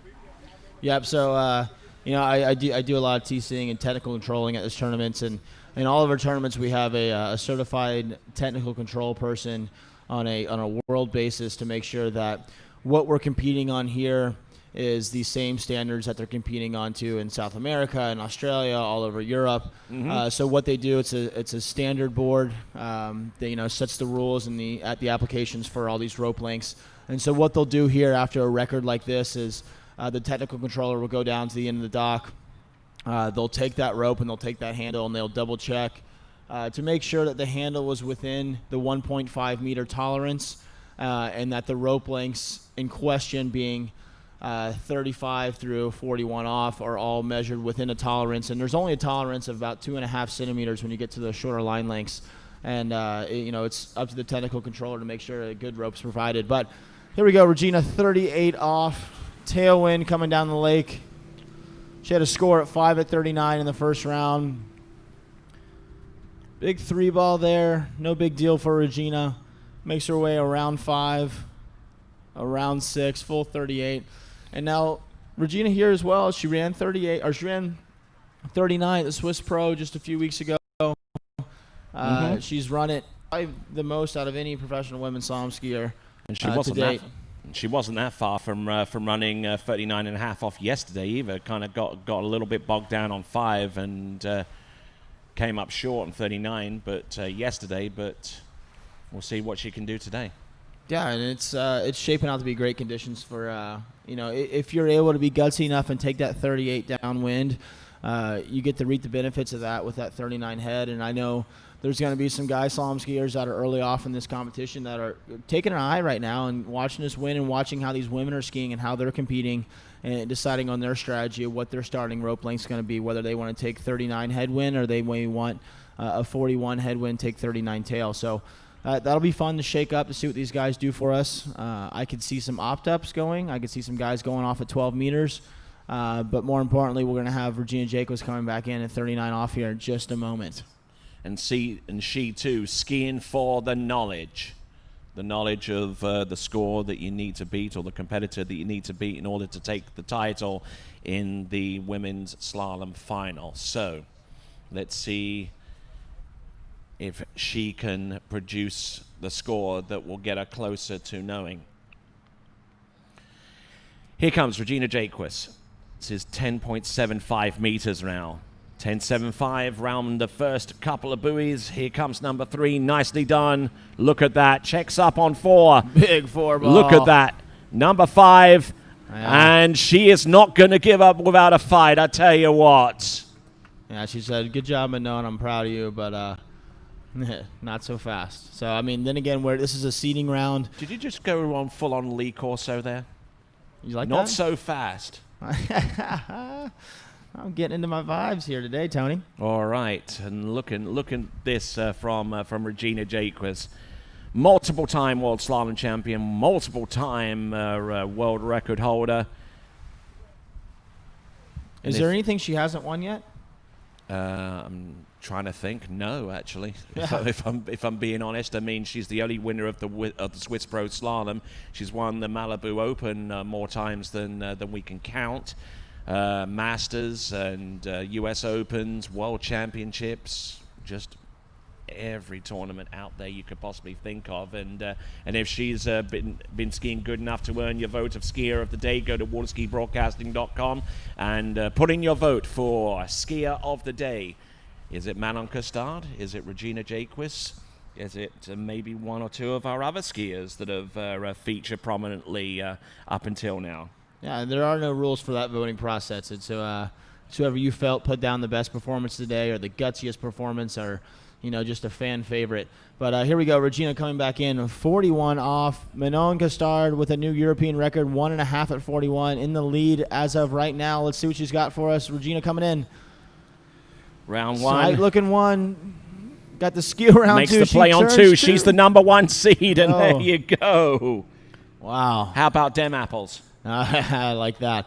Hey, Tony, that 1 ball, maybe not the greatest, but and I know she went inside 3, but the way she attacked 2 ball there, that was simply attacking, knowing what she can do for the finals. She turned 2, knowing that whether she gets 1.5, it is no big deal, but she turned 2 here like she wants to get further down that pass. Dropping that hip in, big hit out of 2, and just going to come up inside 3. I know if that's a finals round and there's this big score out there, she's going to put that ski around it and do whatever it takes to get it. But beautiful looking performances from all these ladies. Regina, 2 at 41. Manon, 1.5 at 41. And just look at how well she's built. I mean, just look at those arms. Yeah, she is a specimen when it comes to water skiing and a true athlete all around in all 3 events, and particularly slaloming. And I would say probably the pound for pound, one of the strongest, fittest competitors we've seen on the water, and she's been doing it like this for the last 2 decades. All right, then, and there's the women's leaderboard. Regina Jaquez, 2 at 41 off.